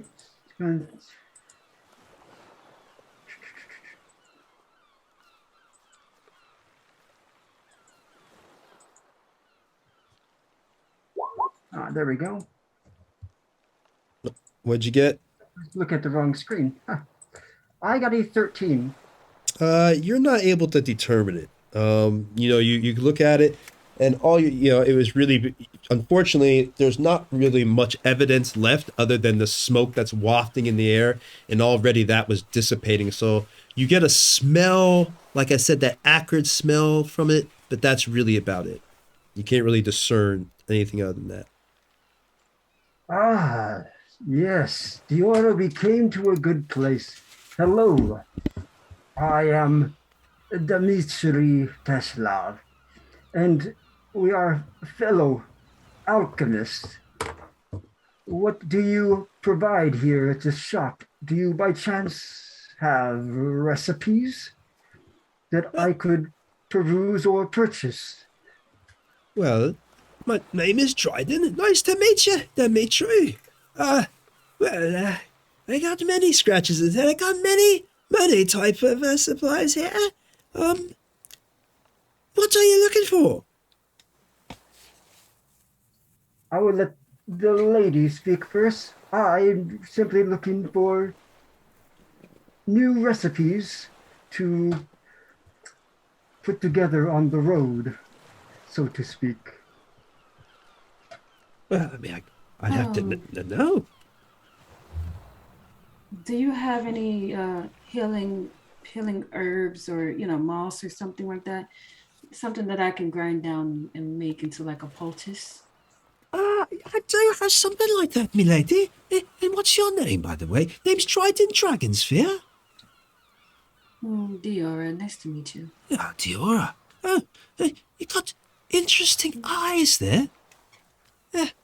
Strange. Anyway, so I do got the poultice. Well, at least the ingredients for one. I don't got the poultice itself. Got moss. He goes digging around supplies. Moss. Got all right. Frogwood and wormwood. All right, some mandrake. All right, here we go. Says all. You need everything, or you just need one of these ingredients? Well, how much is everything? Oh, everything. Right here for the poultice, for all my ingredients? At least all that you see right here? Well, then he goes to calculate it and gets the scales, weighs up the stuff. About 23 gold pieces. Do you have enough, Diora? No. How much? I mean, I'm sure I can go. I'm sure I can go find some of this out in the forest or something. I have some from our last job. 15 gold. Perhaps that would suffice. I don't think it's worth it, honestly. Good sir. Yes, what can I do for you, fellow alchemist? I am a avant-garde of alchemy. I have a knack and I pull out a huge book from my backpack. I am working on collecting different recipes. So far, I've only been able to put together through experimentation acid, potion of healing, and the thunderstone. By chance, do you have any other alchemical recipes that you know of that I could purchase from you? I do got a recipe for jump on me. Are you interested in that? Yeah, yes, I can craft these quite well. I have a knack. I do not know. I was born with this. it seems. Well, that's great. Now, do you want the recipe? Well, yes, if you do have any, if you don't, perhaps we will meet again and you could keep an eye out for Well, I new could- recipes of crafting. Oh, of course I could do that. I always come. This is Suzale. This is the largest city in Cormier. I've got more recipes too, but if you ain't interested in jump, you probably wouldn't be interested in anything else. From there, it just ramps up in price, you know. But you can guarantee one thing. Nobody in all of Cormier makes better potions than Dryden Dragonspear. And that's a guarantee. You can make the potions yourself then. Well, of course, I'm an alchemist. Then do you not have any recipes you could share or sell to me? I could sell you some. I have jump, like I said, the potion of jump that you How can make. much would this cost? Oh, Steve? that's 50 gold pieces for that. I will do a rain check. Let me do a job first, and I will be your most valuable customer. Yeah. I look forward to seeing you again when you got some money. And he goes back to pouring, his stuff, kind of like turns around abruptly and, goes to working and pouring all his stuff and everything else.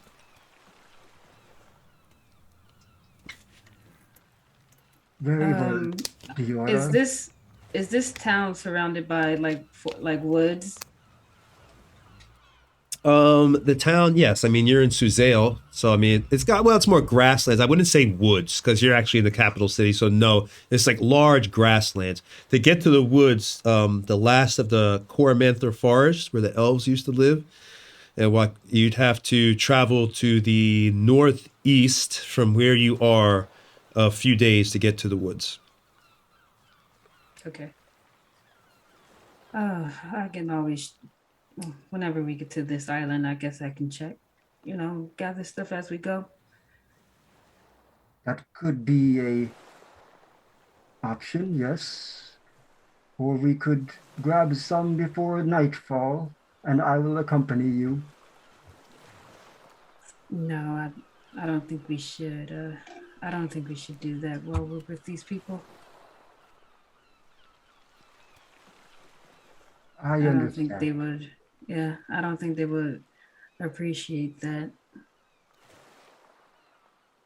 So Yes. we might as well go down to the docks or something since we don't have enough to get anything. Very well. Let's join the rest of the party. I think we've made a good decision. All right. So you guys are going to head down there then to talk to the rest of the party? Yep, back to the dock. Yes. All right. All right. So as you guys are, where is now Volric and Rin? So we were going to be making our way around the town, trying my best to carouse and see if anyone else might have information about the islands. Okay, and perfect. then go from there. All right, as you're walking through the town, you see various people. There is one guy, he catches your eye. You can walk up to him. You've got 3 people you can choose from. You see, there's but these people, most people are busy about their business. But you got this one gentleman just standing there kind of looking at you as you're walking by. And he kind of like holds up his face and his nose. You can tell he's like a noble or at least wealthy to some degree because he's wearing very nice clothes, standing in a haughty position outside of his own house that he owns. So he's got a little bit of cash as you walk by him. And then you also can see there's a lady like on the corner, a very old woman that's just, sitting down. She is not obviously dressed as nice as this guy. She's quite, just sitting there next to her broken bucket. She got a little bit of like a begging plate right there in front of her. And then you've also got another gentleman who is also He's kind of outside what looks to be like a house that has a little bit of damage to it, because the area that you walked into, apparently there was a fire in this one house that he's outside. He's kind of trying to fix it up and everything else, but he's kind of, what's funny about this gentleman is he's kind of like, as he's fixing the stuff, he's kind of like weaving, like teetering back and forth and swaying. It's kind of strange. Which one do you want to talk to first? Or do you want to talk to any of them? You could just head to the docks. You can do what you want. The noble Ren. looks expensive. Ren, what do you think about that one with the burnt house? Okay. I don't think he's gonna have much information for us, but there's something peculiar. I think we should talk to him. The noble looks expensive, All right. and we talk to the old woman, perhaps after. Hey, before we start that, I was thinking maybe also we should take a break, because it's 8:46, so might be basically be a perfect time to break. We'll come right into that conversation as soon as we get back. So, just want to say thank you everybody for tuning in to our first episode of Gen Con TV here. We are very happy to be here. We are Nerdbauchery Adventures. Once again, I am Tony Sloan, and we have been doing this for almost 3 years now. So it's pretty good. We are really happy that Gen Con has decided to invite us to their channel. Thank you so much to Peter and all the staff that have helped us get to this point to be on this show today. And we'll be right back. Is there anything you want to say, or anything anybody wants to say while we're here? Well, Tony, if you want, whoever needs to take a break is on a break. I can entertain and chat with the folks, and then anybody else that stays too can chat. So Yeah. how about that? An optional bio break for whoever needs it, and then the rest of us can talk. All right, perfect. All right, I will be right back myself. Okay, cool. So first thing I want to reintroduce myself. I'm Eric Wahlberg, and I manage business development for Nerdbauchery, which is the group that we all come from, Nerdbauchery. Also on Twitch. We've been around for about 2 years, and we have actually a stream every Monday. It's a 2-hour show. It's from 4 to 6 p.m. Pacific time, and it's the evil team. So it's a very interesting and insidious group, but it's got a long history, including a romance and other things. So we definitely would love to have you follow us if you can at Nerdbauchery. We have Facebook groups, all the other socials that you expect. And I want to give one quick shout out and then pass the torch over to Jack. The shout out is friends of ours. If you guys like this Dwarven Forge that we're looking at here, the 3D terrain sets that a lot of people like to use for Dungeons & Dragons and created related games. There's a great Facebook group. It's called D&D Creative Table Designs with Todd Putnam. And you can find it there. It's, I think, 20,000 strong. There's pictures and videos and conversations, and it's just outstanding. And Todd's a super cool guy. And I could chat more, but I want to pass it to Jack so he can tell us about his business and maybe something else. Thank you very much, Eric. Yeah, I'm reasonably new to the group. I'm only probably 3 months deep into being a member of the group. I live in Australia, yes, down where the water goes the other opposite way in the toilet when you flush, apparently. So I'm new to the group. I have my own business. It's a laser cutting and engraving business. I do anything from wedding welcome boards through to Dungeons and Dragons or tabletop gaming merchandise, accessories.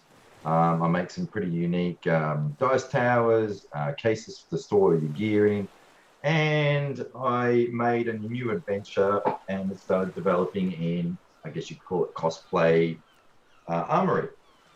So I made this, designed it from scratch. It has an LED lighting setup in it, which has a secret compartment, magnetized, of course, that you can put the controllers in and your batteries for LEDs to light up your strips.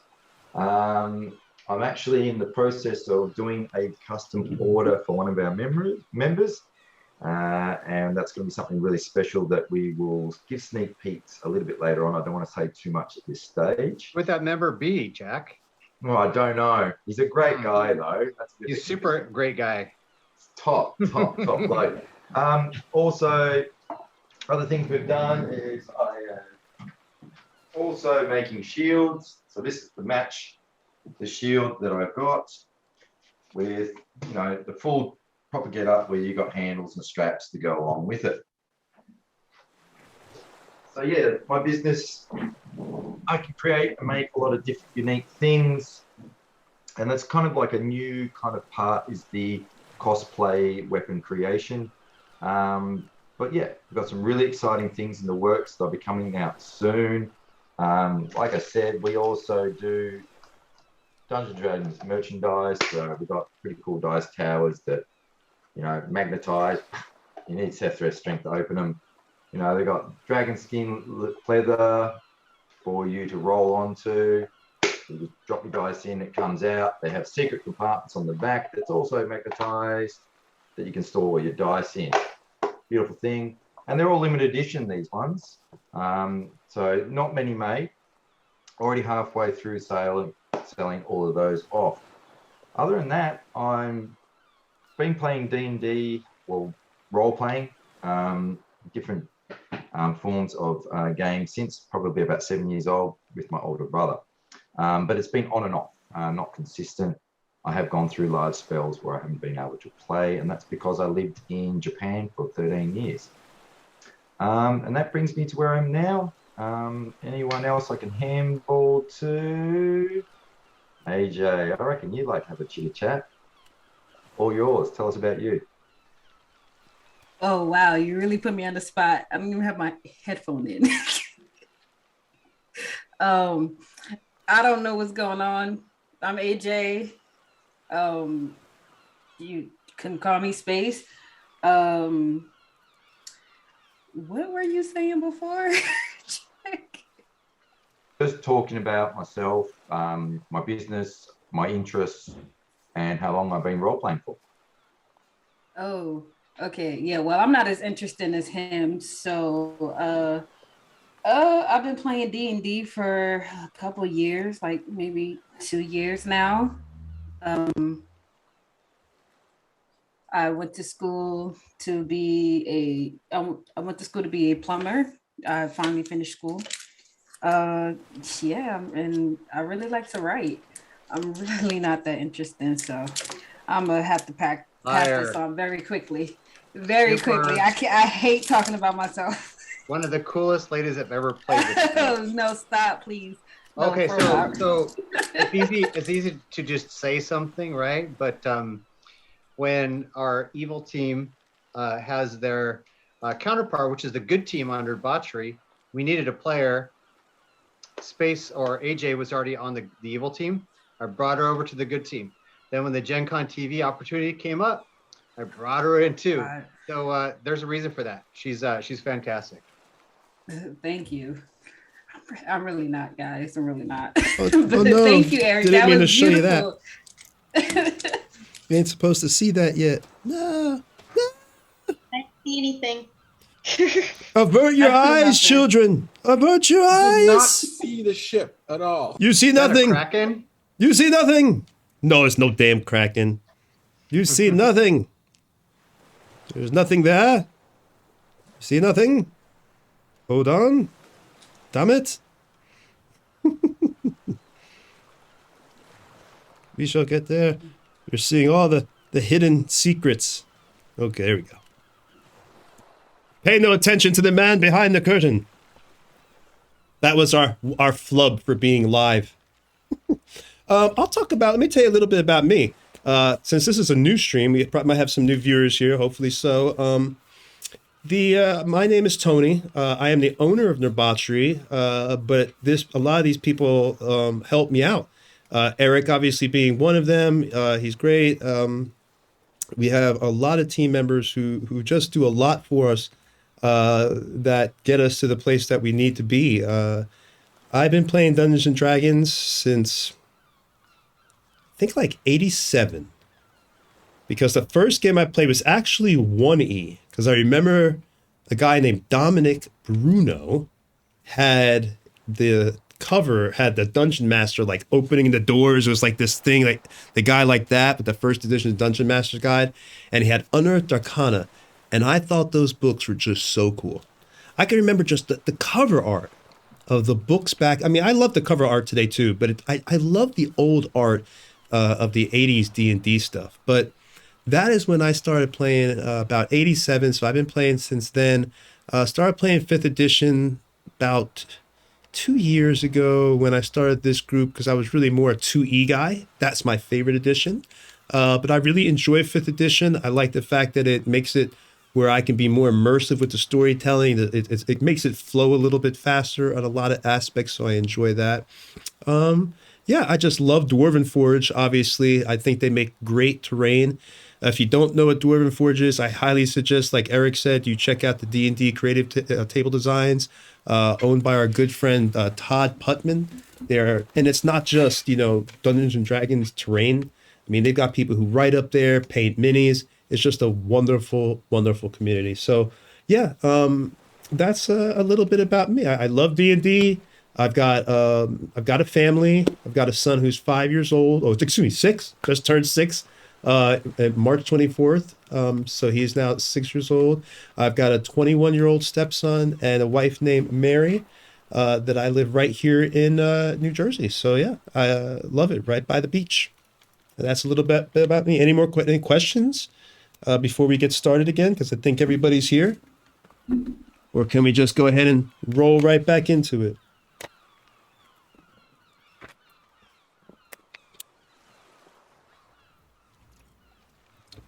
Give a second for that. What? Go ahead, Eric. What happened here, friend? I say to the oddly swaying guy with his burnt up house. Hey, but you feel real bright light. And you could, as you get close, you could smell the reek of old ale and piss. As this guy, you thought he was cleaning up, but this guy's so drunk. Well, you know what? You don't need perception to see that. It's too obvious. He's so drunk that he's just holding a stick like he's pretending to clean. You say fish stuff, friend. I see a lot of stuff. What? I just wanted to mention you missed a spot over there, and I walk away. I don't think I speak that language. Right. Let's go ahead and head back to the ship. I'm ready for some action. All right. Gotcha. So you head back. You're going to head to the port then. You're not going to. Oh, gotcha. All right. So okay. You go to the port, and as you are approaching, who else is there? First of all, what? So we'll assume that you head there. You went around town. You walked around a bit to go ahead and get to sunset. To the time to meet everybody there. Did everybody do the same thing? Obviously, you've got Aziz and Sethreth are sitting there drinking and hanging out, which we'll have to roll to see how drunk Sethreth is if you've been drinking all day. And then Volric and Rin, you guys are heading there at sunset. And Dimitri and Dior, should I assume the same thing, or did y'all want to do something else? Yeah, so we would have met Ren and Sephrith before Volric and Rennie got there. Okay. And I don't know what Dimitri. I'm not gonna speak for Dimitri, but for myself, I would have been meditating the whole time, waiting for sundown. Okay. So you guys first meet up with your friends, and you're traveling through town like we see here on the screen, and you're meditating.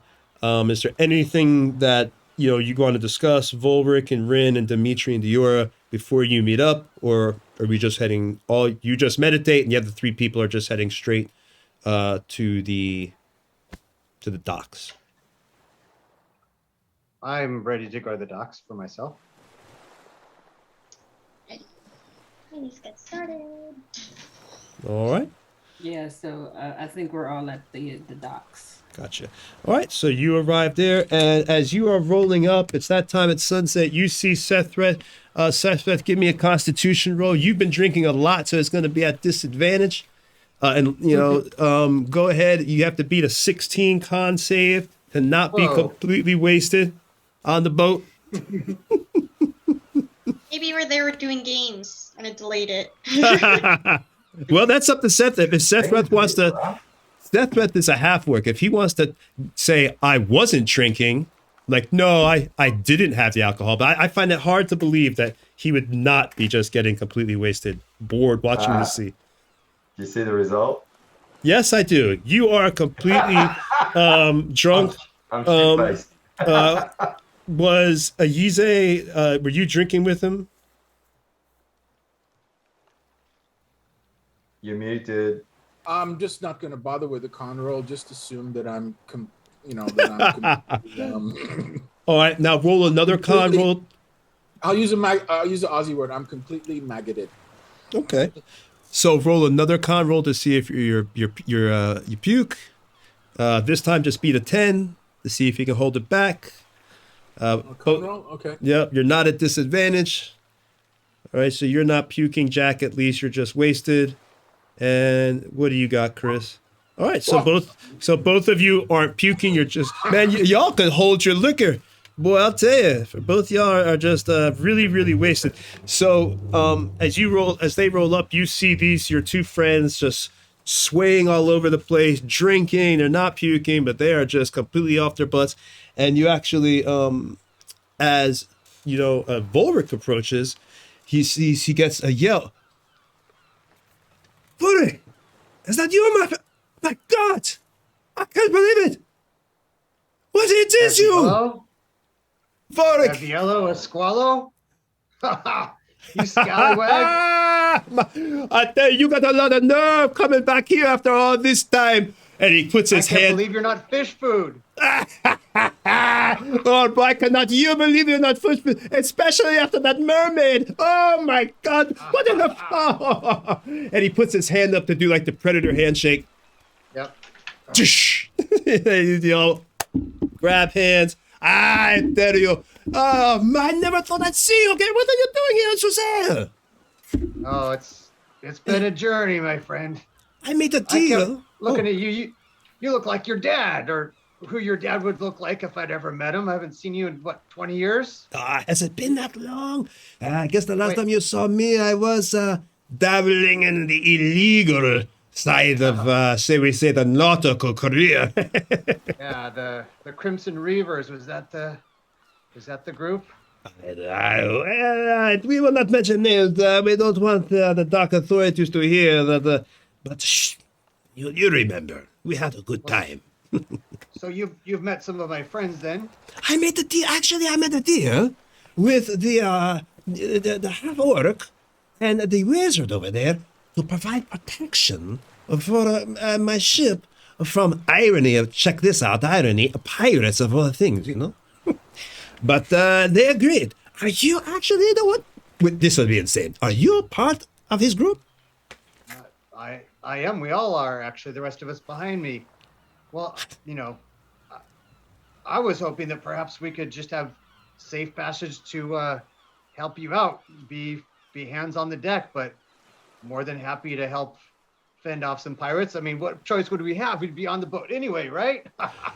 Well, with the people that usually travel on my boat, not everybody is handy with a sword, and many have just moved. The only thing they've ever lifted up in their life is either a pitchfork or just a fork to the mouth itself. So, not everybody is adventurous or has tasted that life like us. Well, I haven't seen any of these folk fight, except for Rin, that is. But I'll tell you, the way we fight amongst ourselves verbally, I'm sure we can take on any pirate. I know. It's funny, too, Who would ever thought that I would become a merchant, successful merchant, and now I have to worry about pirates. I guess, history and life is always full of those great ironies, as they say, but it's funny like that. Well, if you don't mind, being that you're here, if you could just help the crewmates load up that stuff, and we'll be able to get on the way, because if I can get out of here before the stroke of midnight, then I do not have to pay another day's fee for docking. Not a problem. Sethreth. Oh, Sethreth? And and hail to your friends, Ah, all of you. Welcome, welcome. This is Diora, Dimitri, Rin. I guess you met the others. Pleasure to meet you. Pleasure. Sethreth. Very well. we met. Yeah, I- we met before. Sethreth, why don't you just go sit down. The rest of you, maybe you can help with taking some of this cargo. I'll help. I'm helpful. I'm really helpful. No. We're fine, friend. I just whispered to Dimitri.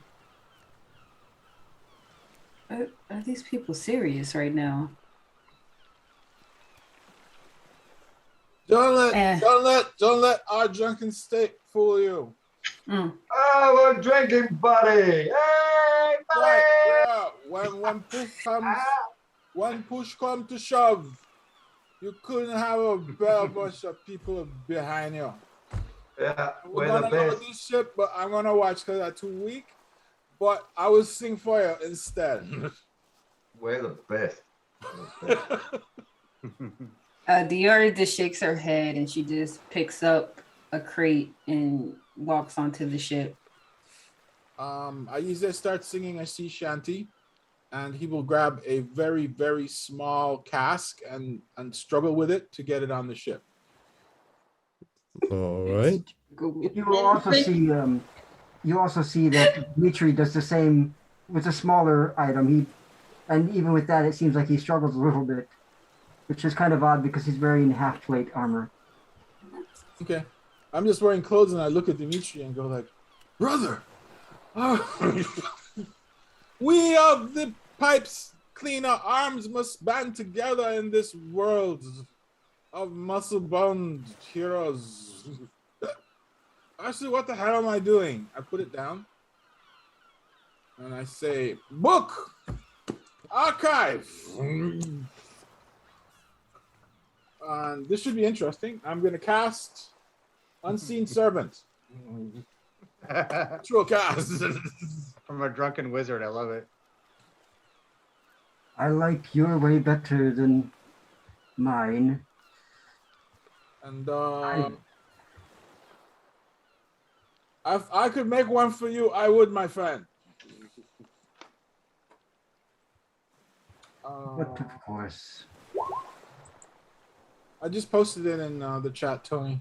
All right. Wow, it lasts for an hour.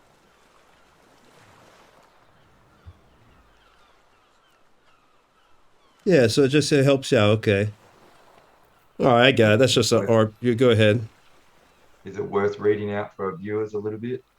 The spell create. Yeah, go ahead and read it for him. The spell creates an invisible, mindless, shapeless, medium force that performs simple tasks at your command until the spell ends. The servant springs into existence in an unoccupied space. It has armor class 10, 1 hit point, and strength of 2, and it can't attack. If it drops to 0 hit points, the spell ends.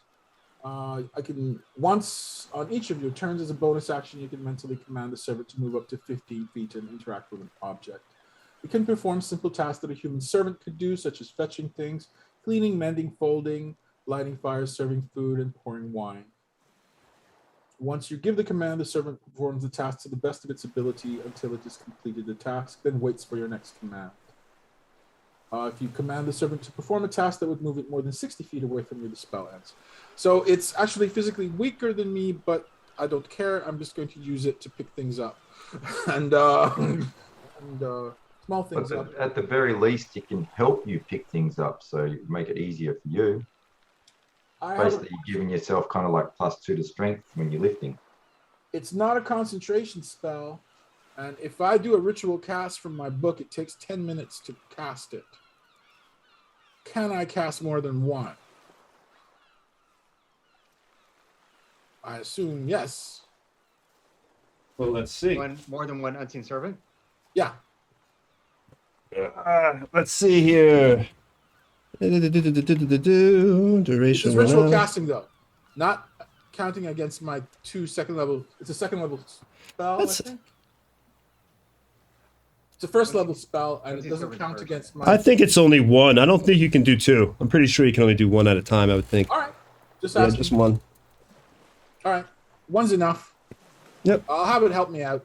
All right. Yeah. So I mean, it's RPing anyway. So I mean, you got the unseen servant is helping you. You know, load everything and all that onto the boat. You see the crewmates, as you can see there. That's his three crewmates, or the few of his crewmates that are helping you load the stuff and everything else. You got the first mate, and as well as his 2 crewmates there loading the stuff with you. Is there anything else? You finish up everything. You've got it all loaded. Night is now, of course, approaching. Is there anything else that you want to do? Because he comes up to you, thank you, you have quickly done that. Now we can get underway before it is too late. So, where are we heading? I know I am heading, of course, to Zambia to trade the wine to those pompous aristocrats, but you are getting off at Zambia? I find it hard to believe that Volric, you're now going to live. I think Volric would be the best person to explain this. Yeah? What? What's going on? Yeah, I should mention that. Remember, I said that we would be need you to drop us off somewhere and wait for us, and then we come back on board and you continue to Zambia. That was the deal we struck, Volric. That was the deal. Yes, Sephiroth was there, witness it. Yep. I saw it. They shook hands like real men do, not contract shit. Yes, I defecated on my hand and spit on it, and we shook. I do remember going to Zambia. I don't remember dropping you off anywhere, but what is this, Volric? I mean, your friends are confusing me. How about once we get out to sea, we'll have a chat in your captain's cabin. Oh, no. The last time I heard something like that from you, I ended up 3 days later after a bullfight. Oh, I forgot about that.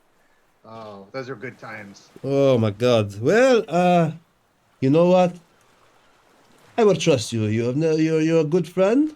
I will go ahead and let us get underway. Let us go, then. So, the night is approaching. It's still pretty nice out. You're getting there, and you're boarding the ship here. And what do you want to do as you're getting on board? The captain it pulls you aside, and he's like, "Okay, it's about 30 minutes have passed. You leave dock. He pulls all his crewmates do everything, and as you get out to kind of onto that Dragonmere Sea, heading south, and then southeast, and then towards the nation of Zambia, he looks over at y'all and he says, all of you come into my office here, or come up here to the deck while I do the ship. And he tells his first mate, go with them and have them swab or clean or something. I need to talk to my friends for a moment. So tell me now, Volric, and the other people who are here, what is going on in this talk of dropping you off and doing all these other things? Why are you so mysterious all of a sudden? I'm going to look across the deck and make sure that we're not within earshot, or hopefully even considerable eye shot of people that are doing their duties.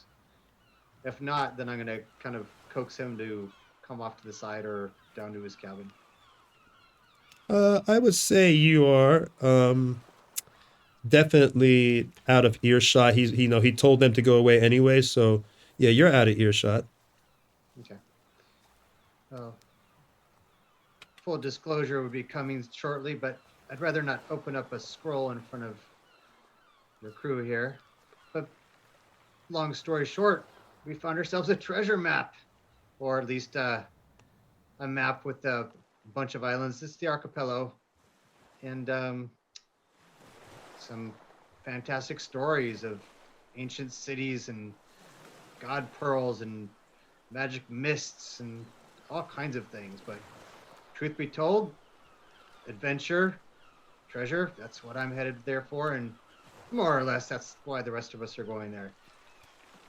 And so, yeah, we were hoping that when we get to the area, we can use this map that we have and help pick out the right spot. His eyebrow. Oh, go ahead. We can work out a new deal. You believe we can? But first of all, let me see this. You have a map, and his eye goes up, let me see this, this evidence you have of some great treasure. What? It's called the Isle of Dread. Wait a minute. Heard of that?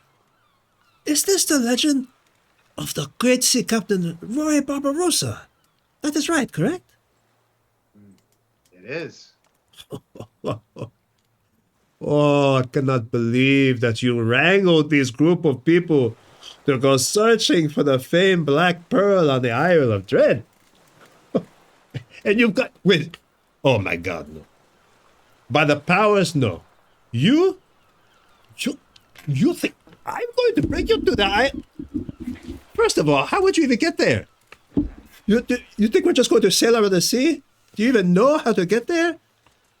And do you give him the letter? I figured that once we were out to sea, we could have a chat, renegotiate our terms. We're not greedy. All right. Well, I'm thinking maybe 50-50. How about we sleep on it and we'll talk in more detail. What do your companions think? I mean, 50-50 is not bad. Volric is my friend, but he does not speak for all of you. Correct? What do you think? I turn to the team. I think I like what he said. Let's sleep on it and come back to this. All right. I suppose that we can. I will wait for you, and for all the time. Oh yeah. I would point out just one thing. You're still gonna get us as access for security to protect you from pirates, and also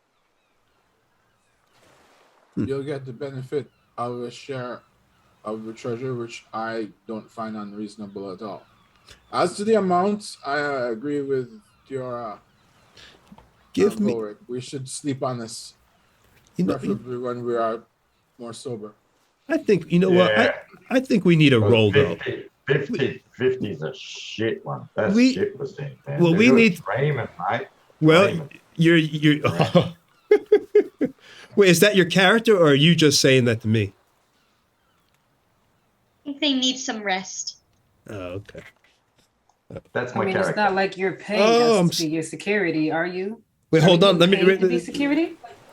Let me respond to Sethret, because that was his character. Hold on. Yeah, 50-50. Now, the thing I know, he walks up to you as big as you are, and obviously you're bigger than everybody, but this guy, you can tell he's a confident man. He stands straight up to you. Now listen, I have been from one end of this world to the other, and the one thing I know is that when you are using another man's ship, another man's supplies, and another man's time, 50-50 is a fair deal. I can always drop you off somewhere else, and you can get your own ship, and that would be no dishonor in that. It's up to you. Well, but no one else is going to search for the... Hold on. No one else is going to search for the Isle of Dread, especially on some damn fool craziness. I promise you that. Well, you shook hands with my mate, and the agreement was we'll give you security and you drop us off in exchange. So now you're changing the rules, mate. Give me that. Isn't it? We could have been not honest and didn't tell you why we're going there and keep the whole bloody lot to ourselves. Oh my God. The fact is that Volric here is being honest because he's your mate. It makes sense that you get an even share just like all of us, not 50-50. Anywho, that's just my opinion. He looks at you. I cannot believe you got me on a technicality trying to appeal to my honor. 20 years ago, I would have thrown you over the side. He shakes his head. Give me a little bit. I want a little bit of a roll to make it fun, though. Give me a not intimidation, because you weren't trying to intimidate, I guess. Unless, I mean, you take that could really, you want to just give me persuasion then. Okay. You see, I want to have a little, let's have a little fun see how this could go. If you fail, give me a 13 or above persuasion. I'm going to, behind my back, I'm going to make a very specific gesture with my hand, which will glow, but just faintly, and I can give inspiration to Jack. So you I can would roll say, additional d6. I would say you didn't need, he could have advantage just for the fact that you're kind of his friend. Okay, So, can you also have a d6 for the inspiration? well, it's either other. I'll give you, I would say you don't have to use your inspiration. You could just have normal advantage, or you could take the d6. It's up to you. But you have to decide before you roll the d6. Take the advantage. Advantage is equal to it plus 5. Okay. All right. Fingers crossed, everyone. Here we go. Come on, bud. Oh, that's bloody terrible. He looks at, For a 5. I'll take the 5, thanks. he looks at, he goes, a fair share for the captain and his supplies, as well as having to pay my mates who will be manning the rigging, swabbing the decks, and everything else for the weeks, months, or even years that you might try to be going looking for this damn fool place, means that if, and I say that with the most profound of statements, if we should find it, 50-50 is fair. I look to Volric and I say, I think you should talk to your friend before he ends up at the bottom of the ocean. This isn't an evil team. Hold on now. Diora. 50-50 is not fair. Diora. I like you. I like you. Aviello, come on. You know, you and I, so many stories, right? And I've always been straight with you. 2 of us here are drunk. A couple of us perhaps need to sleep a little bit, get ourselves into a mindset. We're willing to talk more. I'm sure we can find something where we will all be happy. Okay. So why don't we just go on as planned, and we'll chat in the morning. He looks at you. All right, I know the number I got in my mind, but I am not going to keep arguing about it right now. It's not worth it. We will go ahead and just keep going, you know? It'll be, and I am sure that if there's all that gold that is supposed to be favored in this place, I am sure that stronger minds will prevail at the time. So, yes, we will think about this later for now. But don't think that I am a pushover. You know, just because I've gone legit doesn't mean there isn't a little bit of pirate still left in me. You can bet on that, Bullrick. I would count on you to have that savvy attitude. We'll get this right. Have no fear, friend. All right. So he's like, in the meantime, you're going to go ahead and need to give my navigator your map so it can, and your directions or whatever you have to get to this place that you're talking about. I promise you when we get there, it's probably going to be a big rock with nothing but seals. Okay. So I'm going to walk over to him and give him the verbal directions, but I'm not going to give him that. Okay, that's fine. That works. You're able to effectively communicate to the navigator.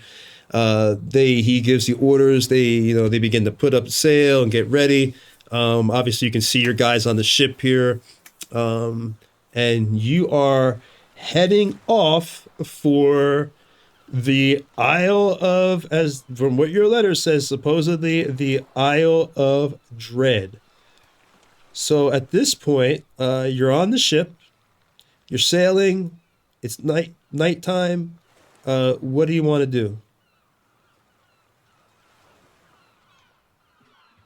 I'd say it's about 10:30, 11 o'clock right now, by the way. Getting kind of off my hangover. Besides that, Ulrich, my head hurts. Where do I go to piss?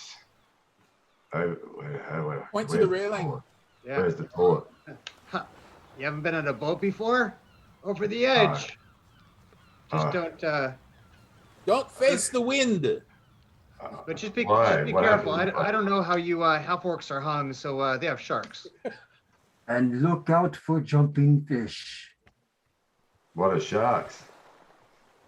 You know, the jumping fish, you don't want them to get you. So Jumping hold fish. on and keep your How's eye out. how's a fish gonna jump? Doesn't have any legs, mate. No, they'll swim really fast and then they jet out of the water and they have really sharp teeth and they look for anything, wiggly. Anything But don't worry. damaging, don't worry. I'm sure you'll be safe. You'll be fine. Just remember, you want the wind behind you. You're joking, right, about the jumping fish? No, I look at Dimitri. And I read it in never the heard book. of. I look back at him and say, I could They're, tell you they're stories. very well known in these parts. He very cautiously goes up to the edge and he's not letting it dangle over too far. And he's trying to feed under the rock. Going down his leg, it's all over his boots. As soon as his eyes, as soon as he's not facing, I turn back to Dimitri and I go. That was fun. It's been a long time since I could say fun. Oh, you stay with us, friend.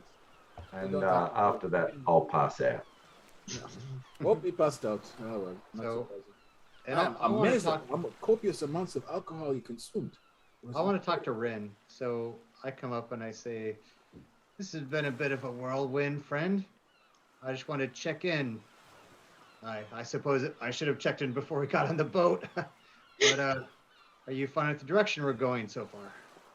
Well, in their strange way, they're getting along now, so I like to see that. I have hope for surviving. I'm sure we will. You know, you told me the story about your parents. Wood elf. Wood elves typically don't like anybody but wood elves and animals. By the way, where's your falcon? Oh, And then finally, the stale bread is just in its mouth. Finally, just like doesn't even just lifts up and it's just gone. so as a wood elf, you said your mother, she was tolerant. Why was she tolerant of non-wood elves? That's not normal, or at least not typical. Well, raising me, she said that we share the earth with everyone. And I thought that's just the kind of person she was. And in a way, that's true. But looking into her journals after, I have a feeling she was more involved with the outside world than previously thought. My father refuses to talk about it, and now I'm here. Yeah, well, she was a wise woman. I'll give you that. Well, I was going to say,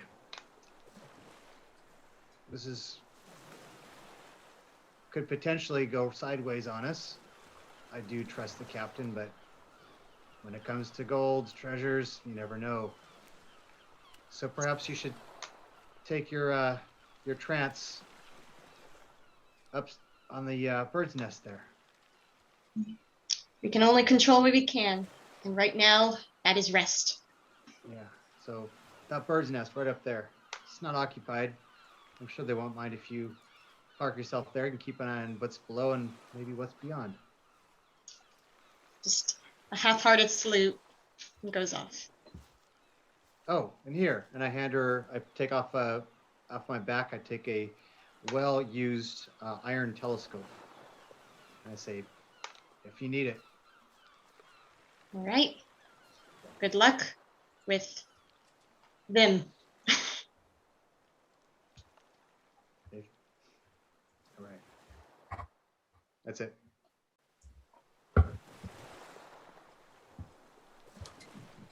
All right. Is there anything anybody else wants to do, or I mean, what are we gonna do here? Yeah, I think for me, I'm gonna be practicing using the ship's mass, and I'm just gonna be like practicing my martial arts, and I'm just, as I'm practicing though, I'm like watching everything that's going on the ship where everyone is, kind of like surveillance, you know, because I don't know if I can trust these people, and I don't know if, like, I don't want Dimitri to be in trouble. If anything, if I want to make sure that I can always get to him. So I'm gonna be just practicing, and that's it. Okay. All right. Dimitri will be nearby, sitting on a crate, looking up at the stars and taking notes in a book, a book he has, just Oh, thinking and thinking to himself, and just making diagrams and things like that. It looks like he's just has an idea book more or less. And he'll go back. He'll follow her down to the cabins or rooms or whatever there is down below the decks. Yep. Once she's finished her practice. Okay. So Once Yeezy gets sufficiently sober, I will break out archive and begin taking my notes. And my notes are specifically on the journey that we're on so far and paying attention to unusual members of my group. what do you I mean am by paying attention? He's I am spying on us. studying Diora and Dimitri, and of course Ren. Actually, they're all pretty unusual. Yeah, I'm studying all the members of my party. So you're kind of just watching them and stuff like that? Yes, this is all intended to one day be part of the library's archive. Okay. He's You're got not one eye to get you're out. not trying to, are you trying to rifle through their pockets or look for possessions, or is it just No. just normal observation? Are you kidding? I'm Order of Scribes, man. I'm not. Well, you never. No. All right. So you were just observing them and watching their behavior. Orf's going to make his way over to Diora, but at a respectable distance. Kind of the way you move, the hips, the corkscrew, those punches, the way you glide across the deck. I've never seen. I don't take this as some kind of slight against women, but I've never seen a woman move like that. And I can see the damage you can do. I learned some unarmed fighting myself in the pits, but this is something else. I just raise an eyebrow at him. What do you do? Are you some sort of fighter or something? I mean, I see you carry that sword, so. Well, I fight things, but I've had a long story. From farmer to boatman to mercenary to prisoner, soldier, guardsman. I'm a bit of a poet, battle poet more specifically in combat. And yes, a fighter. It's like I said, it's a long story. There's more to it. But when I was in the pits for 10 years, they would tend to give us crap weapons that would break. And so I was lucky enough to learn from another foe. Learn how to punch, kick, knee, headbutt, all those things. But again, not like that. But I know enough about hurting people to see that you can hurt people. That's impressive. Yeah. It takes the right amount of dedication, I would say. But even still, I still have this, and I'll point to the long, like, sickle-like weapon on my back, and I pull it out. You know, this is my second favorite thing in the world. And I put it back. Your first is Dimitri? Well, yes, Dimitri is my first favorite thing in the world. You've shown me kindness when people haven't.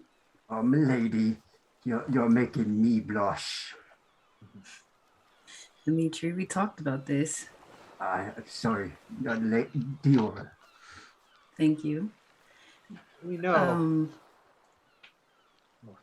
Finish. You are my No. good friend too. We always, the two of us, we've been together for quite a while. So I think seeing you guys today in the tavern watching us, I didn't initially have a good feeling about it, but well, yeah, no, I still don't trust you guys. But I guess when all is said and done and we have to battle something, then I'll see your true potential. Well, indeed. I was going to say, before too long, we're going to find ourselves in a life and death situation. Stories might not be told. We might not all make it out. I'm not looking for your story today, but you should open up at some point. You're smart not to trust people. But once you find those that can be trusted, having 2, 3, 4, 5 friends can not only keep you safe, but fill your heart. It's important to have family, Family. I'm glad you have each other, though. That's such a funny word.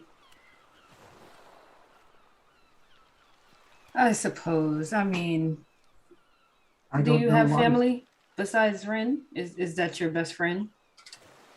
She's fairly new as a friend. I picked her up in a tavern a few weeks before I joined the caravan.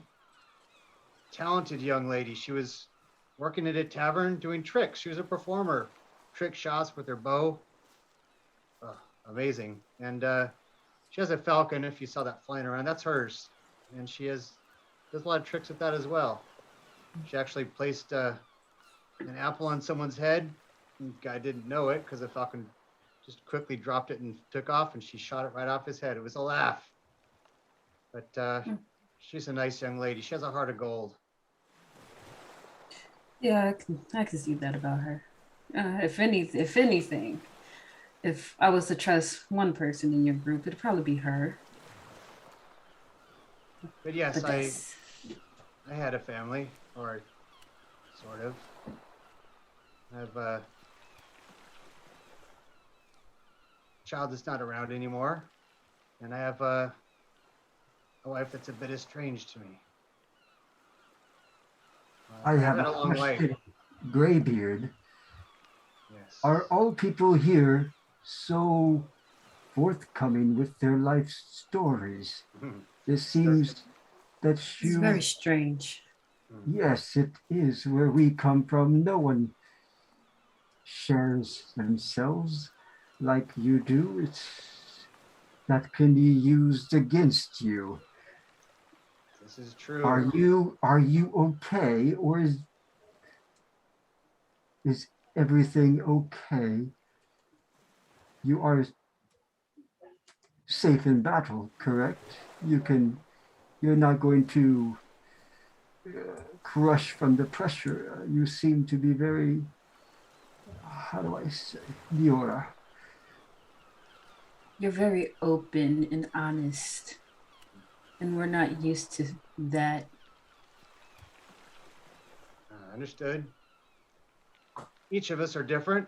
I'm not sure where you two are from, but the way I look at things, whatever's going to happen.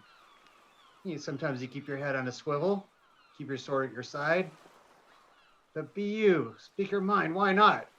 I mean, I'm not afraid of death at this point anyway. Instead, I get excited about adventure and opportunity and making friends, starting families, You can still do that in your old age? I didn't mean that kind of Stark family. Oh, my apologies then. Yeah, I don't know if that will happen again. It's a different time in my life right now. Adventure. I did have a question. That story you told us earlier, was that something you did yourself, or was it just a wise tale? Well, I'll tell you, I hear bits and pieces from people across the lands, and that was just a setup for a joke. Apparently, there was some truth to it because Dimitri knew more than I did, which not only killed the joke, but also I read it in a book. Maybe I heard someone who'd read that book. But yeah, I was just trying to lighten the mood a bit. It didn't work, but fortunately, I don't get paid to be what do you call those stand-up jokesters, comedians or something, right? Diora, I really prefer books. I know, Dimitri, not everyone can be as smart as you, you know? Maybe you and a yacht. Do you mean the Azie that comes with? Yes. Maybe Yes, he's an interesting fellow. I think perhaps we could learn from each other. What could I learn from you, Volric? Well, you alluded to having some connections with the energies around us, spells. I'm going on the path of what's called a valor bard to some. I have some spells of my own. Perhaps I could share those with you. Aside from that, mostly I hit things. I can help on a boat. I can hit things without a weapon. That's about it. Well, I do need a sparring partner. So whenever you're free. I'd be honored, lady. And I'll look up and see Ren and the crow's nest. She's not the only one that can do tricks, but I would love to see him. You maybe tell her one day to bring that bow of hers out. Well, if she brings it out, I feel bad for the bad guys. I do too. Okay, I have to go meditate now, and I excuse myself and I go down to. Actually, I'll just sit right there on the deck, and I'll start to meditate again. Please excuse us, Volric of Greybeard. Good night. Good night. May the stars guide your sleep and protect you from the fogs.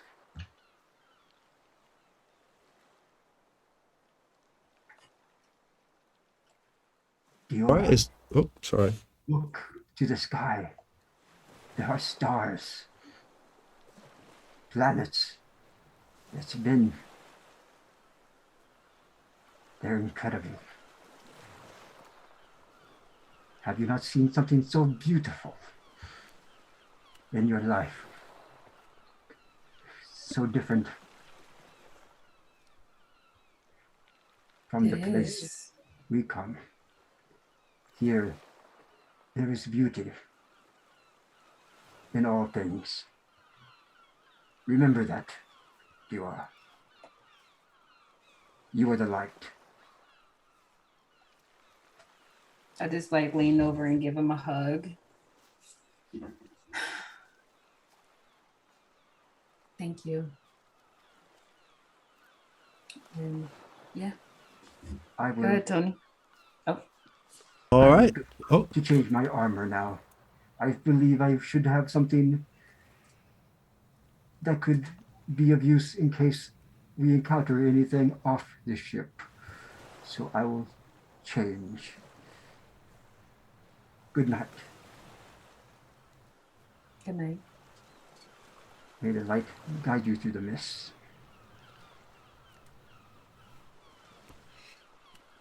All right. So everybody's gone to bed down below decks. At this point, is there anything anybody wants to do? Because everybody, I guess, is about to go to sleep. It's like 11 some o'clock at night, pretty late. I'm going to come back up later that evening. Okay. And I do now recall how cold it can get in the crow's nest. And so I call out to Rin. I say, Rin, I think we're good for the night. Why don't you go inside where it's warmer? Tristing in the telescope starts making her way down. Happy to go inside. And calls in her falcon too. Sleep well, Ranger. You too. And I'm going to take some time because I spent so many years out at sea, just enjoying the view and the serenity and bringing in some good memories. You can hear the waves. You look out across the stars and the ocean. You can hear like the waves lapping up on the sound of the wood, and the repeated sound is relaxing to you. It gives you memories of your youth, and all of a sudden you're looking not only across the sea but across the years. And as you do that, a young boy passenger comes up to you, and he begins, hey, mister, are you an adventurer? And he has like a little fake sword. Well, I'm gonna be an adventurer too one day. My name's gonna be Stephen the Great. Ha, ha, ha. I kneel down. You can barely lift that sword, boy. I'm getting stronger every day. My daddy says when I get older, I'm gonna be a strong knight, just like you. You look like you could fight a dragon. Hi, hi, oh! I'll reach out and I'm going to try and see if I can get my fingers around his bicep and tricep. All right. Yeah. And Okay. I say, you see, boy, if your arm is this thin, you're made for other things. You must be good at other things. Do you like to paint? Right? I'm not bad at any of those things. I can paint and I can write a little poetry, but my writing's not as good as it could be. I should study harder.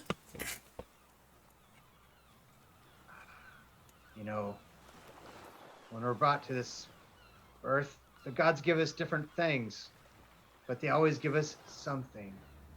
And because you're obviously not the type to be rough and tumble, to be swinging swords around fighting monsters, I bet you're a smart boy. I bet you're an artistic boy. I think that you should think about going home. You can have a good life doing some other really, really important things. So you don't think I should be an adventurer? I should be a painter? Coming from you, that must be really true, because you wouldn't steer me in the wrong way. I could tell you're a good person. Yes. I think you would be a fine painter or whatever you decide to do. And you should go home. Go home to your family. He looks at his... Oh, I'm sorry, go ahead. You should go home to your people. Be safe. He looks at the fake sword, and he looks at you, and he kind of like takes it and he breaks it in two, kind of like picks up a little bit of like the hay that had been fallen from the boxes that had been packed, and he puts it on top, and he's like, "This'll be my magic paintbrush then. I'll be the greatest painter in all of Faerun. Everyone will know my name, Stephen the Painter, the greatest ever. No, Stephen the Sculptor. I like that even better. Yes. Wait till my dad finds out. He'll be so happy. Thank you, Volric." And he gives you a hug. And he's like, "Bye-bye." I give him a hug too, and I hold him for a second. Oh, okay. Go ahead. I say, you're gonna be all right, boy. You're gonna be something special. Really? Thank you, Volric. Thank you. I'll never forget you. All right. right. So And I'll go cute. back down below deck. All right. Now, for the sake, and I got to say this to mess with Eric because he didn't think I'd fit it in, but I found a way. But for the sake of argument, usually we use just for the people in the stream know, we do travel time, like the hexes and all that, like normal travel time, like with the map and everything. But for the sake of this first episode, we're gonna kind of like jump forward the 7 days of traveling across the open Dragonmere Sea. So it's basically a foggy. You know, you guys are. It's kind of gonna pick up where you guys were asleep. Again, you were resting. It's the sixth night, rolling into the seventh day, and you guys were sleeping in your beds, and all of a sudden you're woken up by one of the shipmates. You know, the first mate comes down, Renee. Hey, Captain wants to see you up top. Hurry! It looks like we've got a little bit of a problem. He's getting spooked out. You know, he wakes Right, you I'll go guys to up. All right, so you guys roll up there, and Captain Avelia comes up to you and says, I don't know what's going on, but this fog, as we approach this island, we could see it in the distance with a eye scope. I forgot the darn word as the DM. We can see it in the distance with the periscope. And I don't know what's going on, but this fog has gotten me really, really scared. Spooked out. It seems very strange. Is there anything y'all want to do at this point?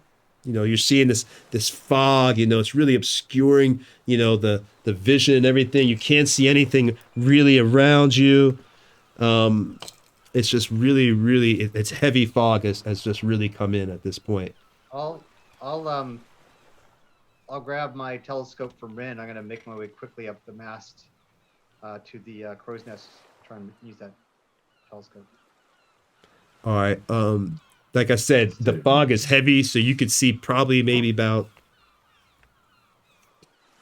30, 40 feet clearly at the most up, maybe not even that much. I mean, it's heavy, heavy fog. I mean, it's rolled in like pea soup. And I live near the ocean, and that stuff is no joke. I live 10 minutes from the beach. When that fog comes off the water, it is heavy. I go to the. But what do you want to, wait, well, hold on, Eric, what did you want to do though with you just want to look? So I was hoping to see if I could get above the fog, but once I get up there, I'll call down. I say the fog is just as thick up here as down there. We need a light on the water. According to what we were told, it's entirely possible that there's reefs around the island, and they'll crash up the boat unless we can see them. I have an idea. I'll move to the bow of the ship, and Okay. I will cast. Sorry, what were you saying, Seth? They said, okay, go ahead. Oh, okay, and I will cast a light cantrip on the ship's bow, close to the water. All right, cool. I just want to be able to see. Is it possible to see in the water ahead of where the ship is moving? Like I said, it's pretty obscuring, but you can see down to the bow. You could see like the water and everything else. So you could see a little bit. How much warning time you'll get would vary. You'll just have to roll with it, I guess, or if you want, and just keep looking. Can I go to the side of the by the railing and just look over and see if there's anything on the side of the ship? All right, so let me put everybody where they're going. Let me put everybody where they're going too. That probably helps. I'm going to be next to Diora, telling her this is ill tidings. All right, so It gives me a. Diora was going over to the side of the ship, right? Yep, that's right. Yes. Okay, and then you're going with Diora to the side of the ship. Okay. Could I cast something? Yeah, sure. Go ahead. Just in case, and I cast Sanctuary on Diora, which will pretty much ward her from any creature that targets her. She'll be warded from the attack or a harmful spell, and they'll have to make a Wisdom saving throw. And if they fail, they'll have to choose a new target or lose the spell or attack. If she attacks, the spell is broken. All right, that sounds good to me. I don't see a problem with that. Just in case, we should move back. This reminds me too much of home. Like this. Everybody give me a perception roll real quick. As you're talking, I need a perception roll. Everybody. Oh, wow. Rolling crappy. Good. Good. 7. Good. Oh, that's okay, Tony. Good. Tomorrow. All right, Winged, since you guys, everybody can give me the perception, everybody that's in the group. Oh. I got an 18. So Winged, you pass. Let's see what, Only a 10 for me. okay, you don't pass. 7 for me. Nope. And it's 11 for me. How much for you? So I rolled 11. Wow, everybody is rolling low. Good, this is great. And Erica gets a +7. Wow, I am, This didn't roll well. yes, good. I Well, have a really I'm good just one seeing eye. ones. I'm not like enjoying it. well, I'm gonna I roll think I my, have a really good one eye. you guys, Winged, you can hear the sound of, it sounds like wings flapping and like snapping sounds, like, Something's coming from the skies. Prepare yourselves. all right. And as you do that, coming down from, through the fog, right at that moment, now we're not gonna, you don't get surprised because Winged luckily gave you the warning, but you do see coming out of the fog itself on the wings and onto the ship, just literally from above. They were smart. They came through. They followed. Well, you don't know. I'm not going to tell you that. But they came through and they're just dropping onto the ship. And it's 3 harpies. The wings snapping. They're gnawed, bodies dirt and covered in some smell. You can smell rotted flesh that they've been eating in their claws and their beaks. These harpies and these winged, evil looking, somewhat have, feminine features, but they're totally grotesque and evil looking. And they look malevolent.